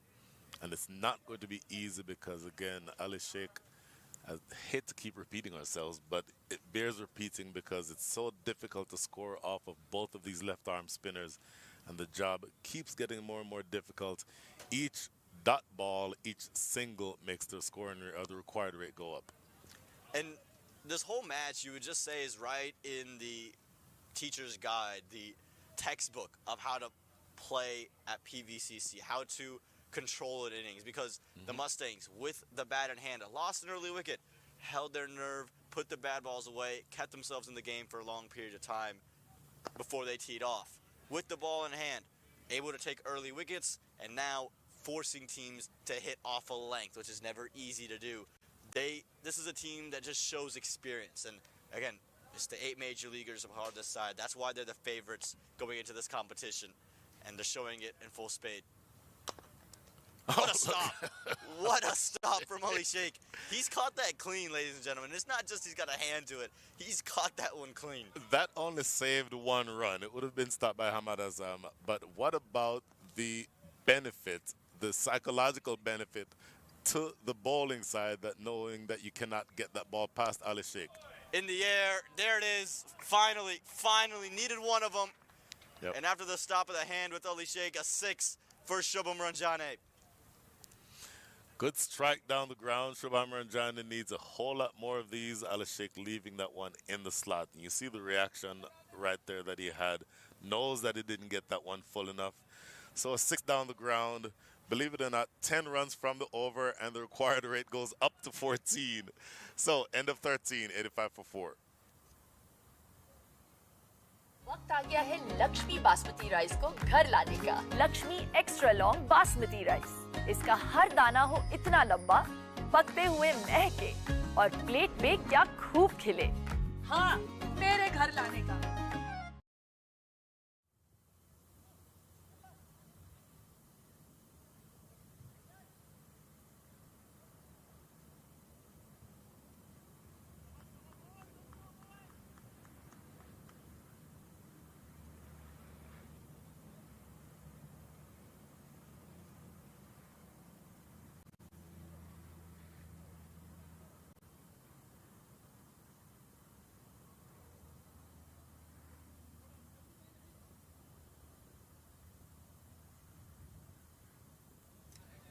Well, Brian, you asked me a couple of overs ago, who do you take on? It's got to be Rushil. It's no more Nash Kenjige. Ali Sheikh had just bowled the previous over. This is the over where you can kind of see yourself back in the match. Not going to be easy. 98 from 7 overs. But you find a couple of boundaries here, game could change. And if you're Rushil Ugarkar, bowl balls that do not get hit. It's really that simple. Outside edge. Put down at third man. Does well to keep it in front of him and not leak a boundary, but it was just in front of that man there at third man. It ends up being put down. Yeah, Adnan Haroon had maybe 5 or so yards to go. Got there, maybe got to that ball about knee height, and would have thought that he had the opportunity to take that catch, but he didn't. Now coming inside the circle, because I think they see an opportunity, a catching opportunity there. Third man inside the ring now. Pulled into the leg side. Fielder there, just short, and spins away. Spins away. Ali Sheikh doesn't make too many mistakes there. That time, some luck going in favor of Shubham Ranjane. I think you said it exactly. Spun away. Look at the replay. Should be able to catch it here. Well, this angle may not tell us much, but he had it covered. Then it spun away. Had to reach back to his left and not able to control it. It goes away for 4. Fortuitous. You'll need all the fortuitous runs that you can get from the stage if you're the Lone Star Athletics. And Shubham Ranjane has a lot riding on his shoulders. He's now 40 from 30. Has a long way to go.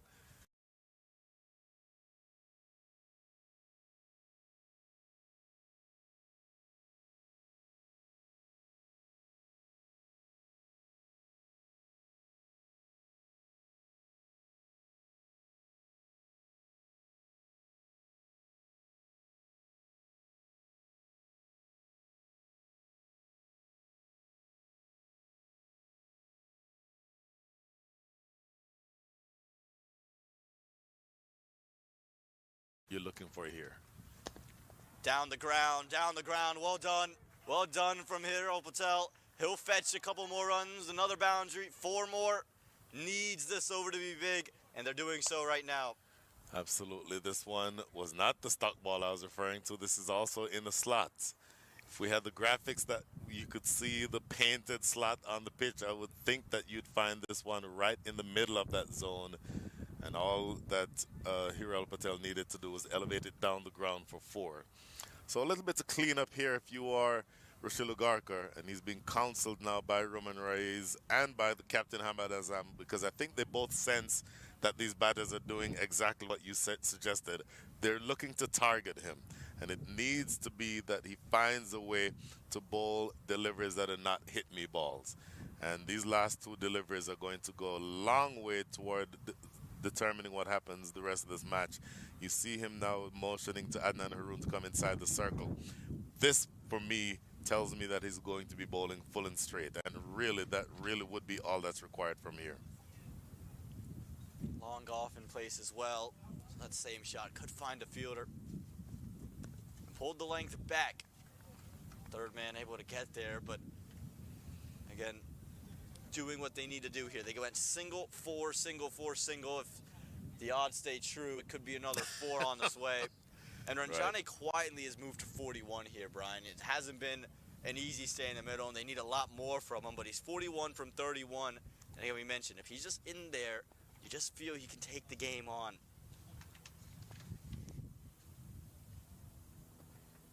Helped into leg side, cries of catch it, taken. This time they don't put it down, into the 40s and gone. It's Nosh Kenjige, he doesn't put down many. And that'll close out a 14th over that the Dallas Mustangs will take. One of the safest pairs of hands in USA cricket, historically, and certainly in this game. That pull shot, not exactly coming off, didn't quite time it, really didn't play full-blooded pull. It was more of a help off his hips, and only finding Nosh Kenjige deep square leg. Easiest of catches that you'll ever hit to Nosh Kenjige, swallows it up with no problem whatsoever. So Ranjani flatters to deceive, 41 from 32. That is the end of over 14, 96 for 5.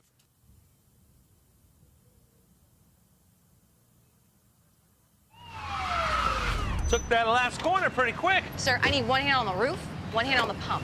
Timeout for Sunoco Go Rewards. Keep pumping. With new Sunoco Go rewards, when you fuel, you save, because rewards come first.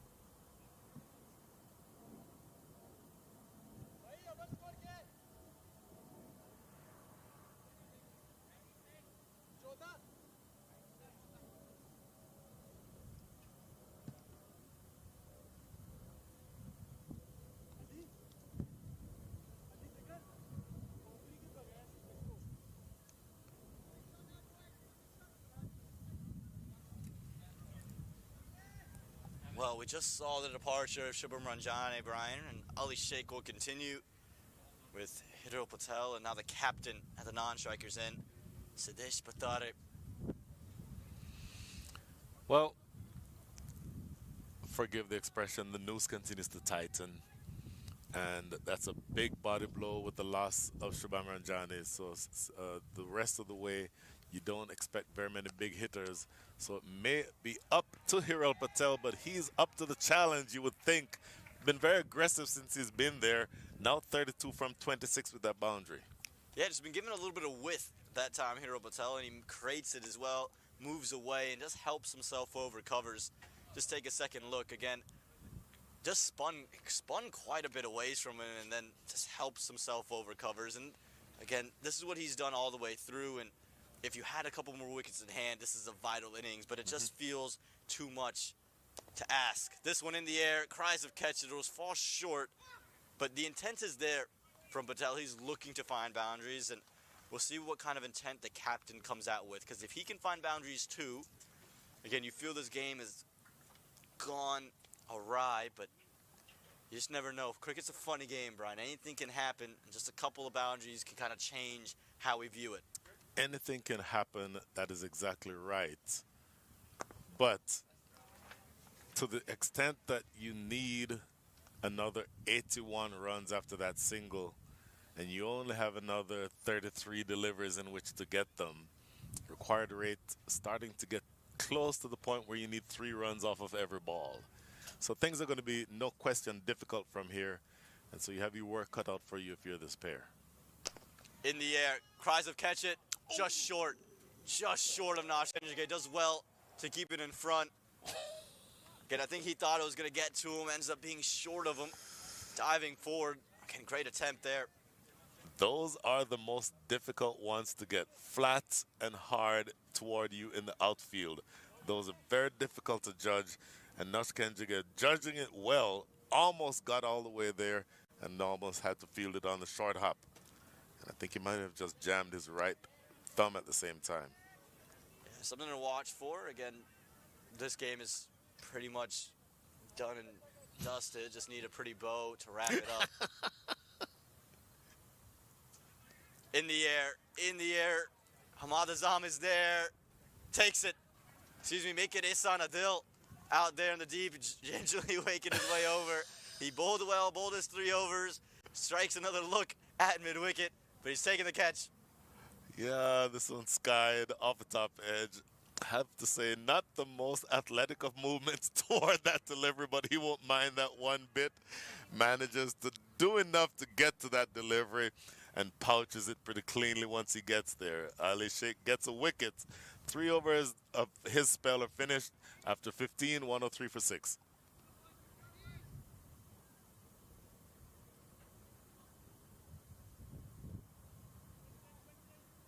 वक्त आ गया है Lakshmi basmati rice को घर लाने का। Lakshmi extra long basmati rice. इसका हर दाना हो इतना लंबा, पकते हुए महके और प्लेट पे क्या खूब खिले। हाँ, मेरे घर लाने का।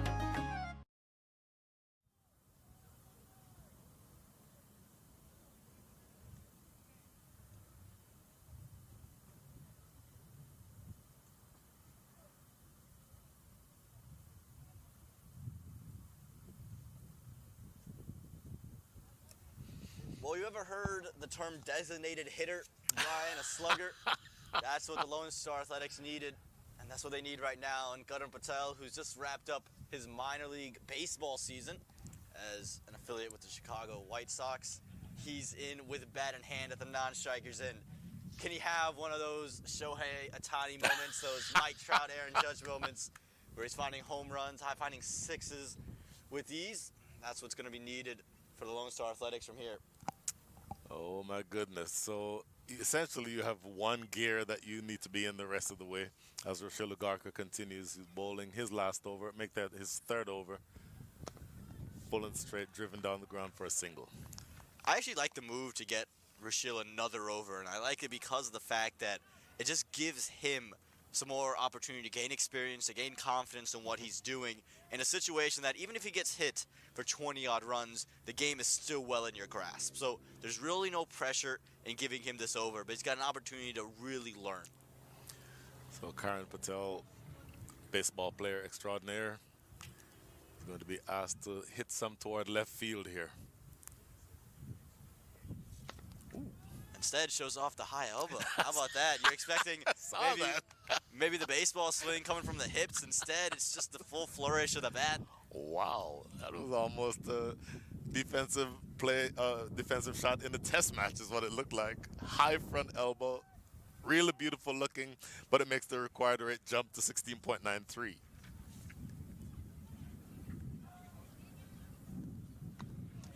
Jam for pace, taken simple by Noman Anwar. Goes short, Rochelle jams up Gautam Patel, and all he could do was find backward point where Anwar was stationed. Well, I mentioned that Rochelle Garca tends to bowl too short, but the one time that you would love to bowl short is if you're bowling to somebody who you believe is a baseball player. And Karan Patel is an accomplished cricketer, but spends more time these days on a baseball field instead of a cricket pitch. So it's not surprising that Rochelle Lugarka chose to bowl that type of delivery. This time it comes off. The short ball has worked for him so far today. That's the second wicket that he's taken with it. 104 for 7.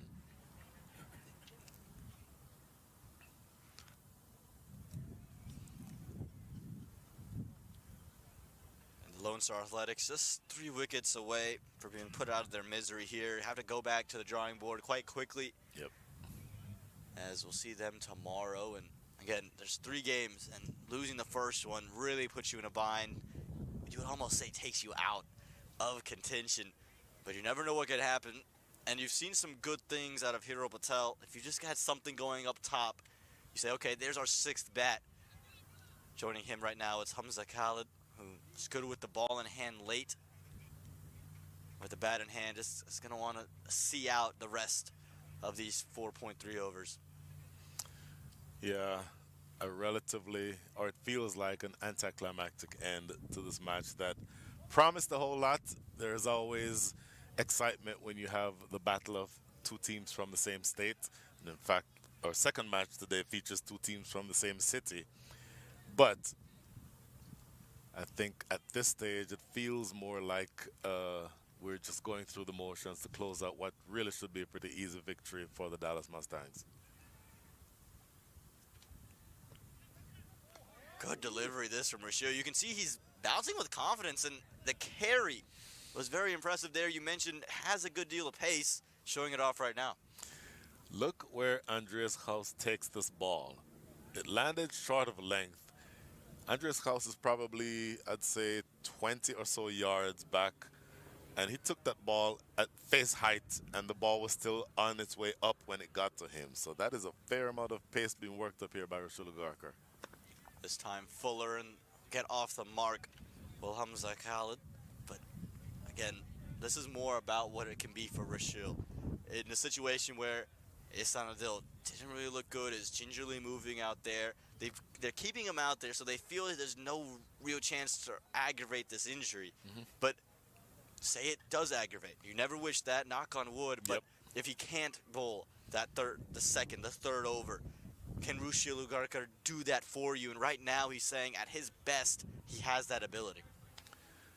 I think this effectively becomes almost like a practice match for him. This is the time for him to be able to do exactly that. In the air again, already walking back, taken. Simple stuff at short cover. This time it's Hamad Azam. He looked to go big. Hero Patel, his stay at the crease. It was a good cameo, but it comes to a haltering end.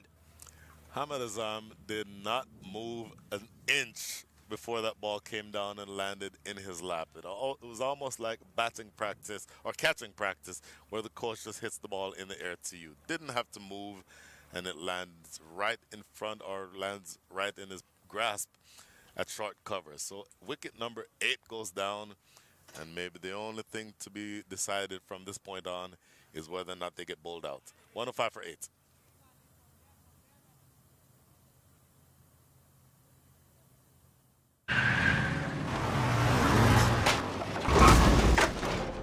What's up, Doug? What got into you? At Sunoco, we know how to fuel peak performance. Fuel your best.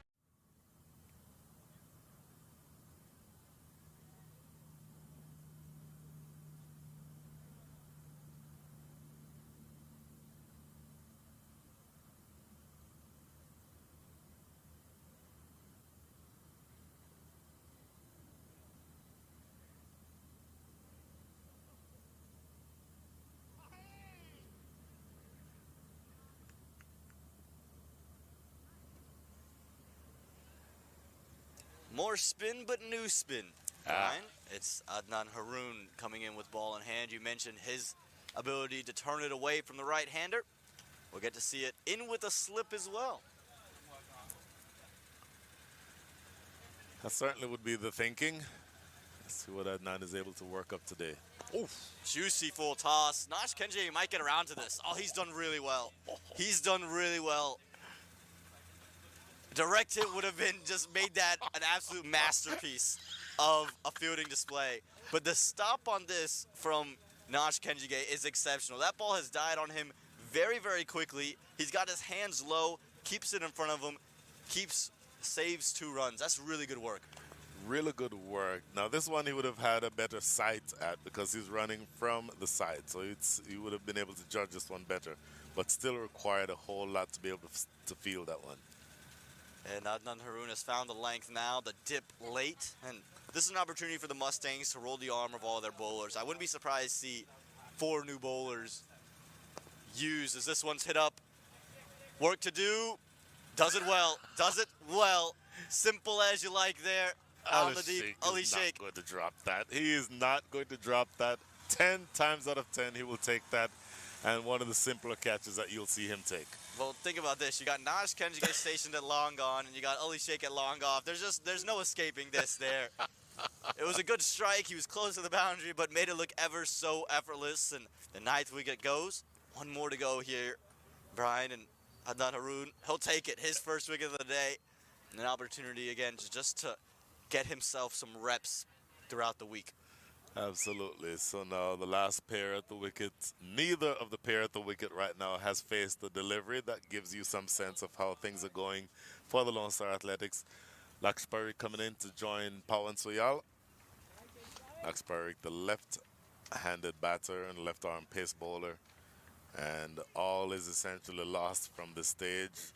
You still need another 76 runs in the next 21 balls.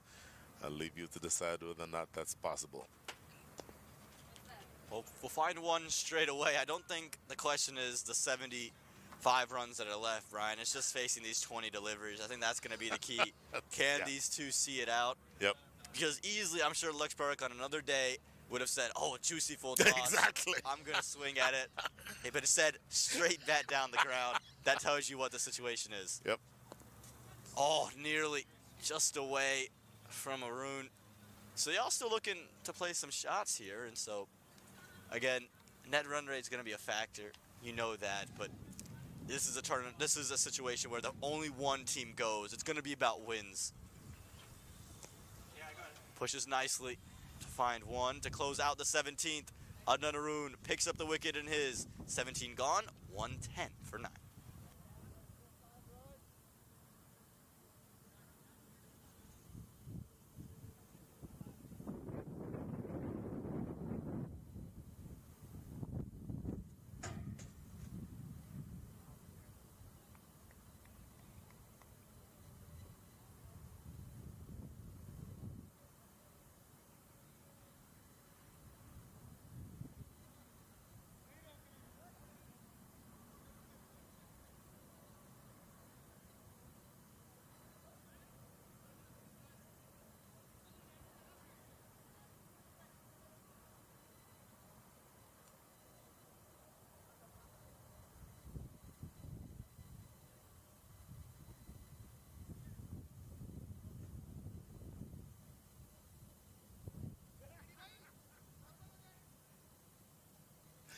Well, 2 youngsters will face off down the middle. Rushil Ugrekar and Laksh Parikh. Ugrekar has picked up 4 wickets, so is 1 away from the fifer. If he can get it here, would close out the innings. A fifer that would do his confidence well and do the confidence of his side well. 4 for 27, economy rate of 9 in 3 overs. You'll take that around the wicket to Laksh Parikh. Fends it off well, but this has just been domination from the Dallas Mustangs. That's just what it is. From the very word go, Ehsan Adil was getting some movement early, and then talk about Ruman Raiz and what he did. Swinging the ball back into the right-handers. Getting rid of Shayan Jahangir, Milind Kumar. And then ends up getting Ravindu Gunasekara as well. Never let Lone Star into the match. Laksh Parikh is just trying to get himself off strike. He's like, give me that run. You can see Ugrekar, he's going for the fifer as well. He wants it. He went for that Yorker. Brian, you've called this Dallas team, again, the favorites to win it. What have they done to confirm that for you today? I think it's what they've done to make me realize that what they've done so far is working. What I mean by that is they have a simple formula. If they bat first, the opening pair or someone, the top three, takes the innings deep, and then they play with freedom towards the back end of the innings. And that if they bat first, that generally puts them in the position where they can put a big score on the board. And then beyond that, with the ball in hand, they have really good strike bowlers, even with Esanadil being hobbled. And then their support bowlers are all very economical, all very frugal, and then they field beautifully. All of that adds up to a spectacular team for me. Yeah, you mentioned. And I think it's also just they have so much variety in what they do. Ace Anadil, not 100%. No worries. Roman Reyes has got it. We have Rushil Greco to do it. Hamad Azam can roll his arm as well. You know, and then with the spin, Ali Sheikh, Nash Kenjige, Noman Anwar, Adnan Haroon. With the bat, you know, you mentioned the top three, and then Ali Sheikh can come in, Hamad Azam can come in. This also without Corey Anderson, they're doing this today. So this is a team that has just bowled out the Lone Star Athletics, and Greker's got 5. Good catch at short mid-wicket. Wow. And that'll be the end of it. 5 for Greker and domination for the Dallas Mustangs. Absolute domination from the first ball. Laxpark more fending that one than playing a full-blooded pull. And the simplest of catches to Nauman Anwar at short mid-wicket. So that is the end of it. The Dallas Mustangs win by the margin of 72 runs. Total domination from the first ball. From the very first ball, again, that one, the first ball, remember, is nipping away from Jahangir, and this one coming back in on Laxpark, and all smiles in the Mustangs camp. They start off the Pacific Conference Super 4 with a win, and they jump well into that one spot. And again, this is a side that was favored to win it. The 8 major leaguers, but it's the whole team that's come together and has looked stunning, and they made sure no one has any doubts about them in today's play.